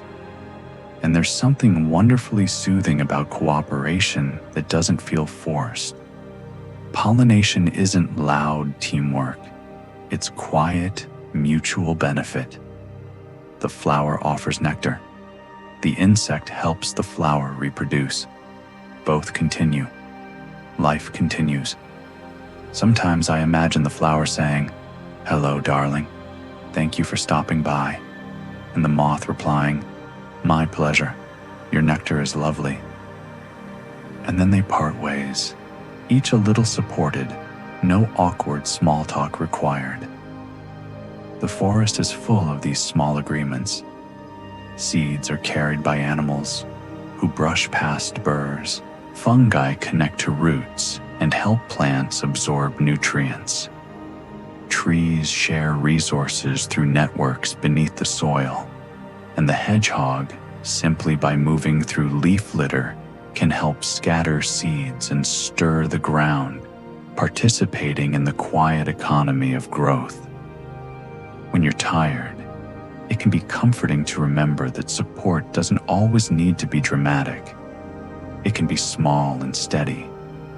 A glass of water, a kind message, a soft blanket, a moment of silence shared with yourself. Nature doesn't demand grand gestures. It repeats small kindnesses until a forest exists. So tonight, you can let your rest be one of those small kindnesses, a simple exchange. You offer your body stillness, and your body offers you calm. The hedgehog continues under the leaves, and above it, the forest's polite partnerships continue too. Quietly passing life along, one gentle visit at a time. If you want proof that slow can be powerful, you don't need to look up at the tallest trees. You can look down, at moss, at fungi, at the quiet workers who do not hurry, and yet somehow hold the whole forest together. Moss grows like a soft idea across stone and soil. It spreads patiently, one tiny strand at a time, turning hard surfaces into something that looks inviting. It doesn't sprint. It doesn't compete loudly. It simply persists, softly successful. Fungi do their work mostly out of sight. They thread through wood and soil like a hidden lace, breaking down fallen leaves, turning dead matter into new possibility. They are the forest's gentle recyclers, always present, always working, never asking for credit. And our hedgehog moves through this slow success with quiet appreciation, whether it knows it or not. Moss cushions its steps. Fungi shape the forest floor into rich soil that supports insects and plants. The hedgehog's entire lifestyle rests on the patience of these unseen systems. There's a particular comfort in realizing how much of nature's strength comes from things that don't look impressive at first glance. A fallen log doesn't look like success, but give it time, and it becomes a nursery for new life. Moss, mushrooms, insects, seedlings. It becomes a home. It becomes soil. It becomes a quiet engine of renewal. Sometimes I think moss would be a very calm, motivational speaker. It would stand there silently for a few decades, and then, eventually, you'd notice it had covered the rock. And you'd be like, "Oh, you did it?" And moss would be like, "Yes, I did." Slowly, our hedgehog pauses on a mossy patch, and the world feels extra quiet. The moss absorbs sound, holds moisture, and keeps the ground cool and steady. It's like the forest's carpet, plush, humble, and surprisingly important. If your own life has felt slow lately, slow progress, slow changes, slow healing, you don't have to treat that as failure. Nature doesn't. Nature treats slowness as a method, a reliable one, a gentle one. Tonight, you can let your rest be part of that slow success. Sleep is not wasted time. It's the fungi and moss work of the human body. Quiet restoration, unseen repair, soft rebuilding. Inhale, slowly. Exhale, even slower. Let your thoughts spread out and soften like moss, covering sharp edges. Let your worries break down like fallen leaves, becoming something quieter, less heavy. The hedgehog drifts onward, stepping over a log where mushrooms quietly glow pale in the dim, and you can drift onward too, into a softer mind, into a slower breath, into the kind of success that looks like deep, steady sleep. The forest is full of endings, and it is full of beginnings, but it rarely treats either one like an emergency. A leaf falls. It rests on the ground. It breaks down slowly. It becomes soil. A seed wakes up. It stretches upward. It becomes a plant. It becomes shade. It becomes another leaf that will someday fall again. Life cycles here are not rushed. They are repeated patiently, quietly, endlessly. Our hedgehog lives inside these cycles too. It eats from the forest floor, rests in leaf nests, wanders familiar paths, and returns. Over seasons, its world changes gently. Insects become more or less abundant. Temperatures shift, scents change, nights lengthen or shorten. The hedgehog adjusts without fanfare. There is a quiet peace in that kind of continuity. No dramatic announcements, no sudden reinvention. Just small shifts, repeated until the new season feels normal. In nature, even big changes are made of many small ones. A tree grows ring by ring. Soil deepens crumb by crumb. A log turns to earth flake by flake. The forest becomes itself through tiny additions. Sometimes we forget that this is how we change too. Not overnight, not perfectly, in small increments. A little more rest, a little less tension in the shoulders, a little more softness in the way we speak to ourselves.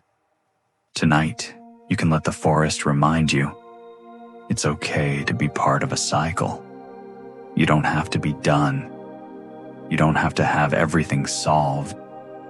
You can simply be in the process, like a leaf becoming soil, like a seed becoming green. The hedgehog pauses near a patch of ground where last year's leaves are already turning into rich, dark earth. The smell is deep and steady. It's the smell of transformation without drama. If hedgehogs held philosophy classes, I think the main lesson would be small steps, frequent naps, and honestly, that fits nature's wisdom quite well. As you listen, let your breathing become cyclical too. Inhale, a beginning. Exhale, a gentle ending. Inhale, again. Exhale, again. Nothing forced, nothing hurried, just rhythm. The hedgehog continues along the forest floor, moving through life cycles with quiet steadiness. And you can do the same, right here in your bed, letting one day end softly, letting sleep begin gently, trusting that whatever comes next can arrive in its own calm time. A leaf doesn't hold on forever, not because it gives up, not because it fails, simply because the season turns and letting go becomes the natural next step. High in the canopy, leaves spend months doing their quiet work, catching light, making food, breathing with the tree. Then, as nights grow cooler and daylight changes its angle, something shifts. The leaf's job softens, its color dulls or warms, and one evening, without drama, it releases. It floats down in a slow spiral, almost like a small dance the wind directs. It lands among other leaves, joining the forest floor's soft quilt, becoming part of the ground's gentle memory. Our hedgehog moves through this leaf world as if it understands the comfort of letting go. It nudges leaves aside, steps over curled edges, rests near piles that have gathered in corners. The leaves are everywhere, and yet none of them seem anxious about where they ended up. They simply lie where they lie, gradually becoming something new. This is one of the forest's most soothing lessons. Release can be useful. A leaf that falls becomes shelter for insects. It holds moisture for the soil. It protects seeds. It becomes food for decomposers. Over time, it becomes earth, and the earth becomes the foundation for new growth. Letting go isn't disappearance. It's transformation. If your mind has been holding tight to old conversations, tight to what-ifs, tight to plans that keep looping, you can practice the leaf's method tonight. Not by forcing yourself to stop thinking, just by softening your grip. Imagine each thought as a leaf in your hand. You don't need to crush it. You don't need to keep it. You can simply open your fingers and let it drift away, carried gently by the quiet night air. Sometimes I picture a leaf falling and thinking, well, I did my part. Now I will become compost, very prestigious. And honestly, it is prestigious. The forest respects compost. The forest runs on it. So if you've been hard on yourself for needing rest, for needing time, for not holding everything perfectly, remember, nature is constantly letting go. It's how it stays healthy. Your exhale can be your leaf fall. Inhale, gather softly. Exhale, release gently. You don't have to let go of everything at once. Leaves don't. They fall one by one, in their own time, in their own slow way. The hedgehog pauses beside a small pile of leaves, then tucks itself near the edge, as if appreciating the way fallen things become shelter. And you can tuck yourself into the same idea. Letting go can create space. Letting go can make you lighter. Letting go can be the beginning of sleep. Home in the forest is not an address. It's a feeling.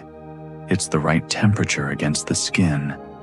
It's a familiar scent. It's a shape in the ground that fits the body like a gentle answer. For our hedgehog, home might be a nest of leaves tucked beneath a shrub. It might be a hollow under a log where the air stays still and warm. It might be a small corner of the forest floor that smells just right, like comfort, like safety, like I have been here before. The hedgehog travels through the night and returns to these cues the way you return to your bed after a long day. Not with excitement, but with relief. It's the quiet relief of recognition. This place holds me. Scent is a big part of that recognition. A nest smells like the hedgehog, like leaves it has pressed and warmed, like time spent there. That smell becomes a signal to the body. This is where you settle. This is where you rest. Temperature matters too. A sheltered space holds warmth better. Leaves trap air. Wood blocks wind. The hedgehog chooses these small comforts the way you choose to pull the blanket up just a little higher. Nature's version of getting cozy is wonderfully practical. Sometimes I imagine the hedgehog returning home and thinking, ah yes, my favorite room, the leaf suite, complimentary darkness, very quiet. And honestly, that sounds like an excellent hotel. Home for you can be just as simple. It can be the cool side of your pillow, the familiar weight of your blanket, the scent of your room, even if you barely notice it. Clean fabric, soft air, something subtly yours. Your body knows these cues. It relaxes into them. It begins to let go, not because it's told to, but because it recognizes safety. If your thoughts feel far away, racing into tomorrow, or looping around yesterday, you can bring them back by noticing what home feels like right now. Is the air cool or warm? Where does your blanket touch your skin? What sounds are steady in the background? Let those details be your forest scent map, guiding you back to the present. The hedgehog slows as it nears its resting place, moving with the calm certainty of someone who knows the way without needing to look up. It tucks itself in, using leaves like a quilt, darkness like a curtain. And you can do the same. You don't need to travel anywhere. You're already in your home cues. Let them hold you. Let them tell your body the truth. It's time to rest now. It's safe to drift. It's okay to sleep. Remember the question we carried at the beginning, softly, like a leaf in the pocket of the mind. What does a small animal do with a big night when no one is watching? Now, after wandering with the hedgehog through moss and rain scent and quiet routines, the question feels different, softer, less like something to answer, more like something to sit beside. The hedgehog has shown us its response without words. It doesn't fill the night with noise. It doesn't try to impress anyone. It doesn't perform. It simply lives, gently, privately, steadily. It wanders. It pauses. It eats a little. It drinks a little. It rests. And in that simplicity, something becomes clear. The night doesn't demand a big story. Sometimes the night is enough company Sometimes the rhythm is enough meaning. Sometimes being small inside something large is not frightening. It's comforting. The big night can hold you without asking you to be big too. The hedgehog moves alone, and yet it is not empty. It is surrounded by scent, by soil, by the soft architecture of leaves. It is part of a forest that supports it in quiet ways. And the hedgehog seems to trust that support. Not consciously, perhaps, but in its body, in the way it moves without panic, in the way it pauses without worry, in the way it returns home when it's ready. If hedgehogs gave advice, it might be, do what you can, then go back to your leaf nest. It's not bad advice, honestly. As we return to the question, we can also return to ourselves. What do you do with a big night when no one is watching? You don't have to solve everything. You don't have to replay every moment. You can do something small and kind. Breathe slowly. Let your muscles soften. Let your thoughts become fewer. You can be like the hedgehog, not in action, but in mood. Quiet, unhurried, content to simply exist. Maybe that's what the question was always pointing toward. Not a clever answer, but a gentle permission. Permission to be private. Permission to be small. Permission to let the night be larger than your worries. Inhale, slowly, like moonlight filling a quiet space. Exhale, slowly, like leaves settling back to the ground. The hedgehog's world continues beyond our view, but its lesson lingers. When no one is watching, life can become simpler, softer, more honest. And tonight, with the lights low and the forest quiet in your imagination, you can let your own mind do the same. You can stop performing. You can stop holding everything. You can let the big night hold you. As the night deepens, the forest begins to settle in a way that feels almost physical, like shoulders dropping after a long day, like a room becoming quieter once everyone has gone to bed. The wind softens first. It still moves through the trees, but it moves more slowly now, as if it has nowhere urgent to be. Leaves that once whispered constantly begin to pause between whispers. The canopy holds stillness in its wide arms. Down on the forest floor, the soundscape thins. Insects continue their gentle music, but even their rhythms feel steadier, less bright. The stream keeps murmuring, a low, comforting voice that does not change its tone.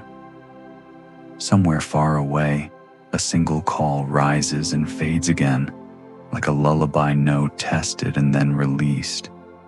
Our hedgehog, too, begins to move less. Not suddenly, not dramatically, just gradually, the way a candle flame becomes smaller as it runs out of wax. It pauses more often. It lingers under cover longer. Its steps become fewer and farther between. The night is still big, but the hedgehog's part within it becomes quieter, like a sentence trailing off into a soft ending. This is the descent, nature's slow glide toward rest. Even animals that remain awake do so in calmer ways. Movement becomes more careful, less frequent. The forest seems to say, "We've done enough for today. Now we soften." And you can soften too. If you've been holding your body in small tensions, shoulders lifted, jaw tight, hands clenched, you can let the forest show you what it looks like to settle. Imagine your shoulders gently lowering, the way the wind lowers. Imagine your thoughts becoming fewer, the way the soundscape thins. Imagine your breathing becoming quieter, the way the forest quiets itself without effort. Inhale. Let the chest rise softly. Exhale. Let it fall, and let everything fall with it. Sometimes the hardest thing for humans is allowing ourselves to slow down without feeling like we're wasting time. But the forest never worries about that. The forest knows that rest is part of the cycle, not optional, not indulgent, essential. If hedgehogs had bedtime rules, they would be very reasonable. 1. Find a cozy spot. 2. Become quiet. 3. Stay that way. No complicated steps, no motivational speeches. Our hedgehog drifts towards shelter again, under leaves and roots, moving as if guided by the growing stillness. The forest settles around it like a gentle hand smoothing a blanket. And in your own space, you can let the same settling happen. Let the night's quiet spread into your room. Let your body grow heavier. Let your mind become softer, slower, less interested in staying awake. The forest is settling its shoulders. You can settle yours too. In the deep quiet of the forest, some things become easier to notice. Not loud things, not dramatic things. Small things, steady things, like a heartbeat. Somewhere under leaves and shelter, our hedgehog rests in a pocket of darkness. It may not be fully asleep yet, but it has arrived at that gentle borderland where movement feels unnecessary and stillness feels natural. The world outside continues in soft layers, stream, insects, wind, but close to the hedgehog, everything is quieter. And within that quiet, there is rhythm. A small chest rising and falling. A steady pulse moving through a small body. A living beat that doesn't require effort, doesn't ask permission, doesn't need to be managed. It simply continues.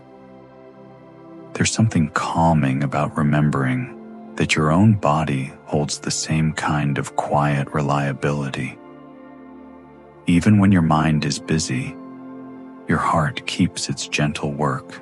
Even when you're anxious, your breath keeps arriving. Even when you're tired, your body keeps trying to bring you back to balance. The hedgehog's heartbeat is small, but it belongs to the same world as the big forest.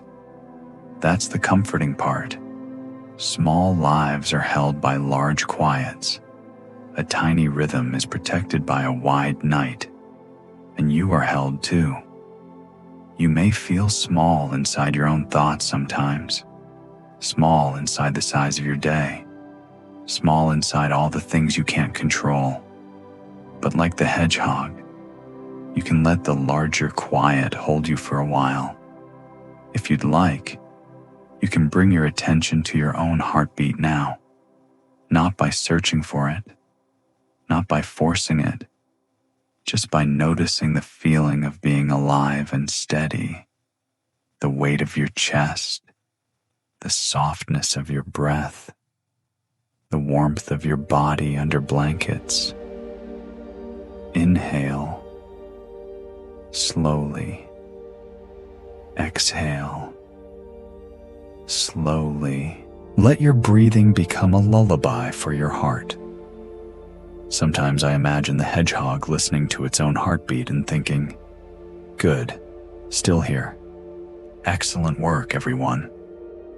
Hedgehogs, I think, would be quietly proud of basic bodily functions. And honestly, we can be too. You don't have to do anything heroic tonight. You don't need to fix everything. Your body already knows how to guide you toward rest. The heart keeps steady time. The breath keeps gentle motion. And your mind, if it wanders, can always return to these rhythms, like a path returning to home. The forest remains large and quiet, The hedgehog remains small and steady, and you can let that image comfort you. In a big quiet, a small heartbeat is enough. Let your eyelids grow heavier. Let your thoughts loosen. Let the steady rhythm inside you carry you closer to sleep. There is a moment in the night when even the forest seems to whisper, "That's enough for now." Not enough in a harsh way, enough in a gentle way, like a warm hand smoothing your hair, like a blanket tucked in at the edges. Enough wandering, enough thinking, enough movement. Somewhere beneath a layer of leaves, our hedgehog makes one last small adjustment, a tiny shift of body, a soft rustle, the kind of sound you might hear when someone turns over on the pillow and finds the perfect side. It's not a sound of leaving, it's a sound of settling. And then, quiet again. The last little rustle is one of the most comforting sounds in nature. It's a sign that a creature has found its place, that it has arranged its comfort, that it has decided, quietly, to rest. Outside, the forest continues its low music. The stream murmurs like a steady fan. Insects keep their soft thread of sound, but it feels further away now, as if the world is gently dimming. The wind barely touches the leaves. The air stays cool and patient. The hedgehog's story doesn't end with a dramatic goodbye.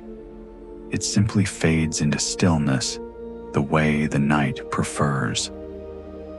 This is the descent, the point where we stop trying to follow every detail and instead allow ourselves to become part of the quiet.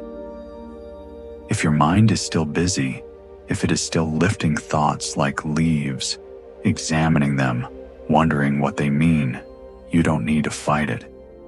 You can let your mind do one last little rustle too, a final adjustment, a final repositioning, and then the soft permission to stop.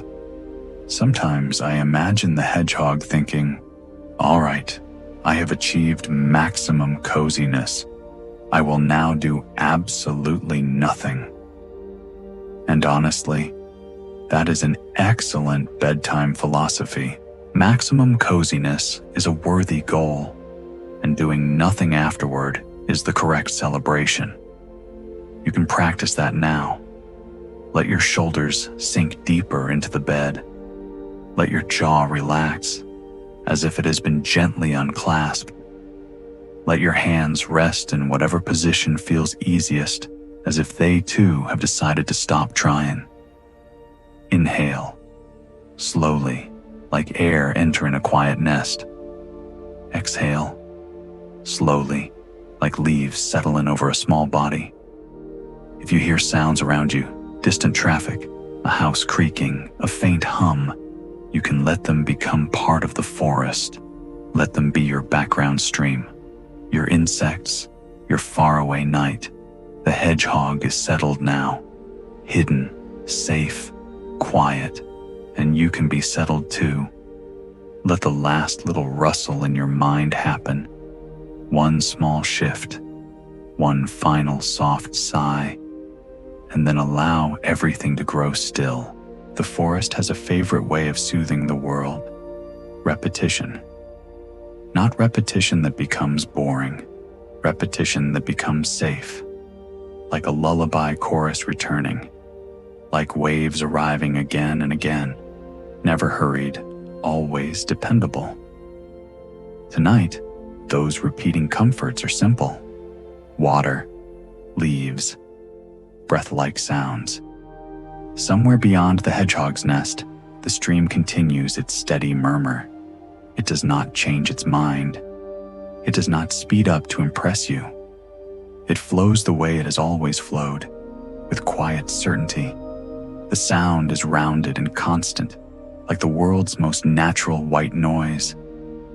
Above the stream, Leaves rest in layers. Even in still air, they shift now and then. One leaf loosening, another settling. A small whisper of movement that returns to quiet. Leaf sounds are gentle by design.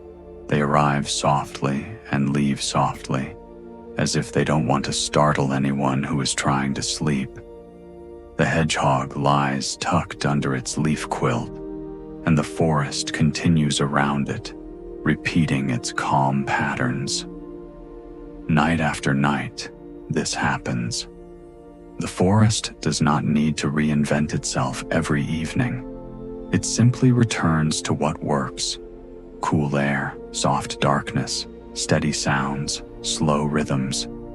And your body loves this too.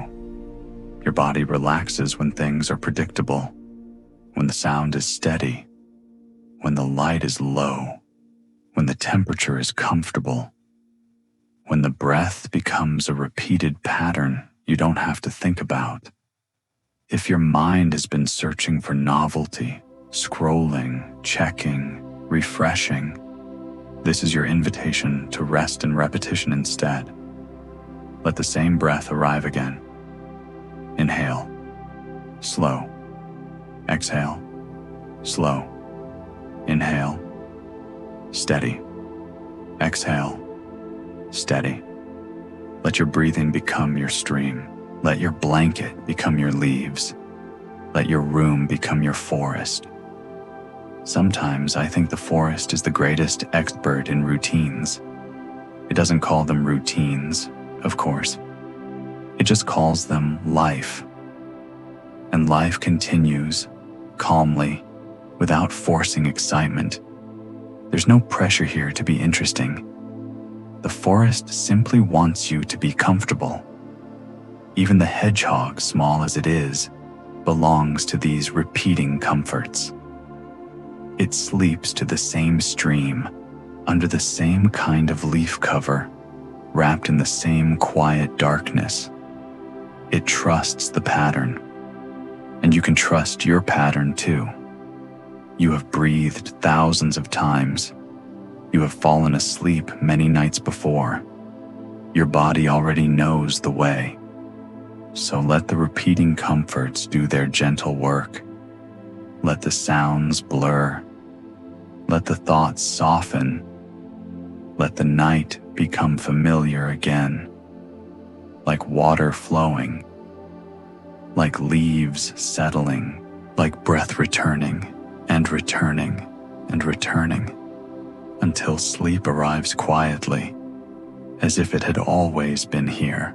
Darkness in the forest is not empty. It is full of safe shapes. It is full of quiet edges. It is full of ground that holds everything without complaint. The hedgehog rests under leaves, and the darkness around it feels like a warm curtain drawn across the world. Not a scary curtain, not a hiding curtain, a restful one, the kind that says, you don't need to look anymore, you can close your eyes. Outside the nest, the forest floor remains steady. Soil, moss, roots, fallen bark, these are the simple materials of safety.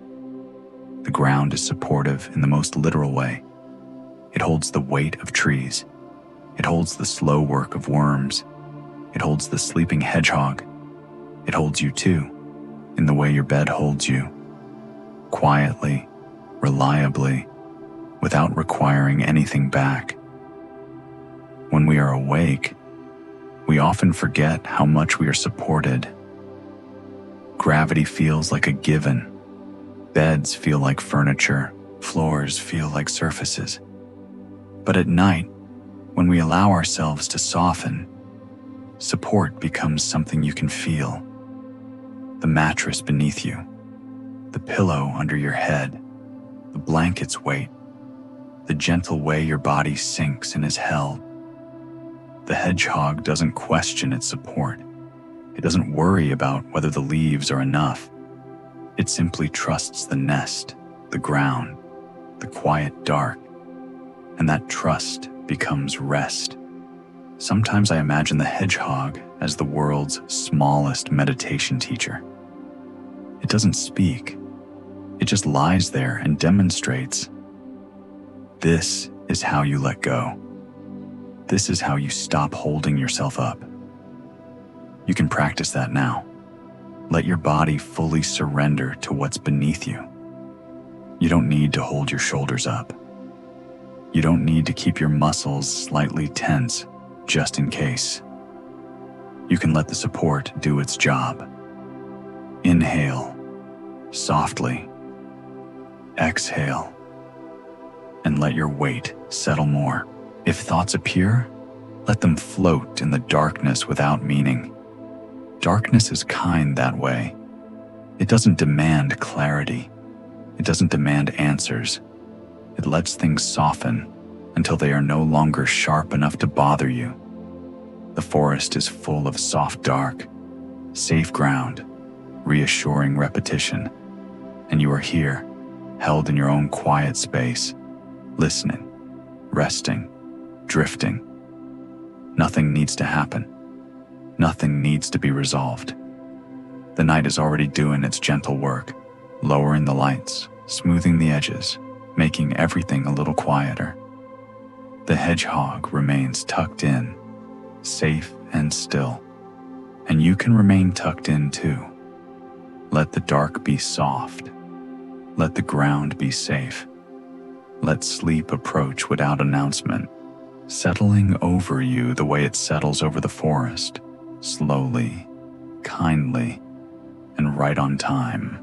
If you could watch the forest from far away, from above the canopy, you might notice something that looks almost like breathing. Not literal lungs, of course, but a slow exchange, a gentle rhythm, air moving through leaves, moisture lifting and settling, coolness drifting in, warmth easing out. The forest, in its own quiet way, seems to inhale and exhale with the night, and you can join that rhythm now. The hedgehog rests beneath leaves, but the trees above continue their steady presence, tall, patient, and wonderfully unbothered. They don't hurry. They don't tense. They simply stand and participate in the night's calm exchange. Sometimes I imagine the trees thinking, "We have been here a long time. We can handle another night." It's a comforting attitude. Quiet confidence. No frantic energy. Just steady being. So let's breathe like the trees. Not fast, not forced, slow, natural, unshowy. Inhale, as if cool night air is moving gently into a quiet forest. Exhale, as if it's drifting out again, carrying away the heat of the day. As you breathe, you may notice that your body already wants to slow down. The chest rises a little less. The exhale becomes longer. The jaw softens. The eyes feel heavier. This is the body remembering what it was built for. Rhythm. The forest loves rhythm. It repeats it everywhere. In the stream's flow, in insects' songs, in the cycle of night turning into morning, then night again. And your breath is one of the most beautiful rhythms you carry with you.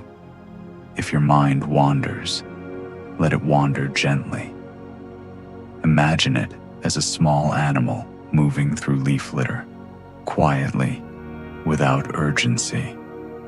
Then bring it back to breath, as if you are guiding it home by scent. Inhale, slow. Exhale, slower. Sometimes, when people try to relax, they accidentally try too hard. They grip relaxation like it's a task.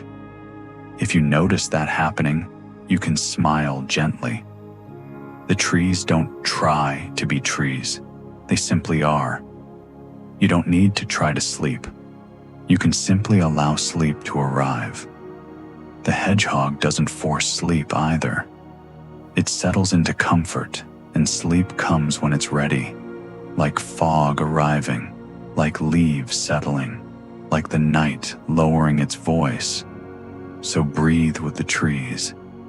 Let each breath feel like a quiet agreement with the night. I will slow down. I will soften. I will rest. Inhale, a little calmer. Exhale, a little deeper. And somewhere in that rhythm, steady and patient, you may feel yourself drifting. The way a forest drifts into stillness. The way the world becomes quiet enough for sleep to gently take over. In the forest at night, even the things that don't move feel like they are participating in rest. The stones, for example, they sit where they sit, quiet, heavy, unbothered. They have spent all day absorbing warmth and all night releasing it slowly, like a calm little heater that never makes noise. They don't rush. They don't change their mind. They don't suddenly decide to reorganize the forest floor at midnight. They simply stone. And there is something deeply comforting about that. Our hedgehog remains tucked in its leaf nest now, hidden and still. The forest around it has softened even further. The stream's voice is lower, steadier, like it's speaking in sleep.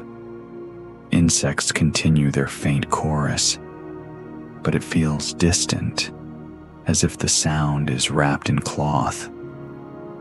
The wind is barely present, only an occasional sigh through leaves. The whole place feels like it has settled into a long exhale. Somewhere nearby, stones rest under moss. Their edges are rounded by time, their surfaces cool and patient. If you touch a stone at night, it feels like the opposite of urgency. It feels like a reminder that nothing needs to happen quickly. The stone has never hurried in its life, and somehow it is doing perfectly fine. Optional lullaby humor. Very small. Sometimes I think stones are the true experts of relaxation. They've had practice. They've been doing it for a while, a very long while. If anyone asks them for advice, they would probably say nothing at all, which, honestly, is sometimes the best advice. You can borrow stone energy tonight. Not in the sense of becoming hard. No, not that. In the sense of becoming steady, heavy in a comforting way, supported, held, unmoved by unnecessary noise. Let your body feel heavier in the bed, like a stone settling into sand. Let your shoulders drop as if they're gently sinking. Let your hands rest with no need to adjust. Inhale, quietly. Exhale, and let yourself sink a little more. If thoughts try to flutter, small worries, small reminders, you can let them pass like wind over stones. The stones don't chase the wind. They don't argue with it. They simply remain, and the wind moves on. And that can be your practice too. You don't have to engage with every thought. You don't have to solve anything tonight. You can simply remain. The forest does. The hedgehog does. The stones do. The night continues to hold the world in a soft, steady calm. And you can let that calm hold you too, like moss on stone, like leaves on soil, like sleep on the body. Even the stones feel sleepy. And if stones can relax, you certainly can. Now the story becomes so quiet it barely needs words. The forest is still here, of course. Trees standing like calm guardians, leaves layered like blankets, water moving in the distance with steady patience. But everything feels softened, as if the night has turned the world's volume down to its gentlest setting. Our hedgehog rests beneath its leaf quilt, tucked into the kind of darkness that feels protective rather than empty. Its breathing is slow, its body is warm in a small pocket of shelter, and the forest continues around it, not demanding, not interrupting, simply offering a steady background of existence. This is where we arrive too, not at a conclusion that needs to be stated, just at rest. If your mind is still awake, it can be awake gently. It can drift without direction, the way fog drifts between trunks. If your thoughts appear, they can appear softly and then fade again. Nothing needs to be held tightly now. Listen, if you can, to the repeating comfort of the night, the stream's low hush, the faint insect song, the quiet settling of leaves, the slow, dependable rhythm of your own breathing. Inhale, like cool air moving through a forest. Exhale, like warmth easing back into the earth. You are safe in this moment. You are held by your bed, the way the ground holds the forest. You are allowed to be quiet. You are allowed to be unfinished. You are allowed to sleep. And if you want a final image to carry you under, let it be this: a small hedgehog, round and peaceful, sleeping in a nest of leaves, moonlight filtering down through branches like a dim bedside lamp, water murmuring far away, steady as a lullaby, the forest breathing slowly, content to keep watch while you drift. No urgency, no tasks, no need to think ahead, just the gentle motion of the wild, continuing. And as the words begin to fade, we close with the same soft certainty nature always offers. Everything flows through the wild. Sleep in that motion.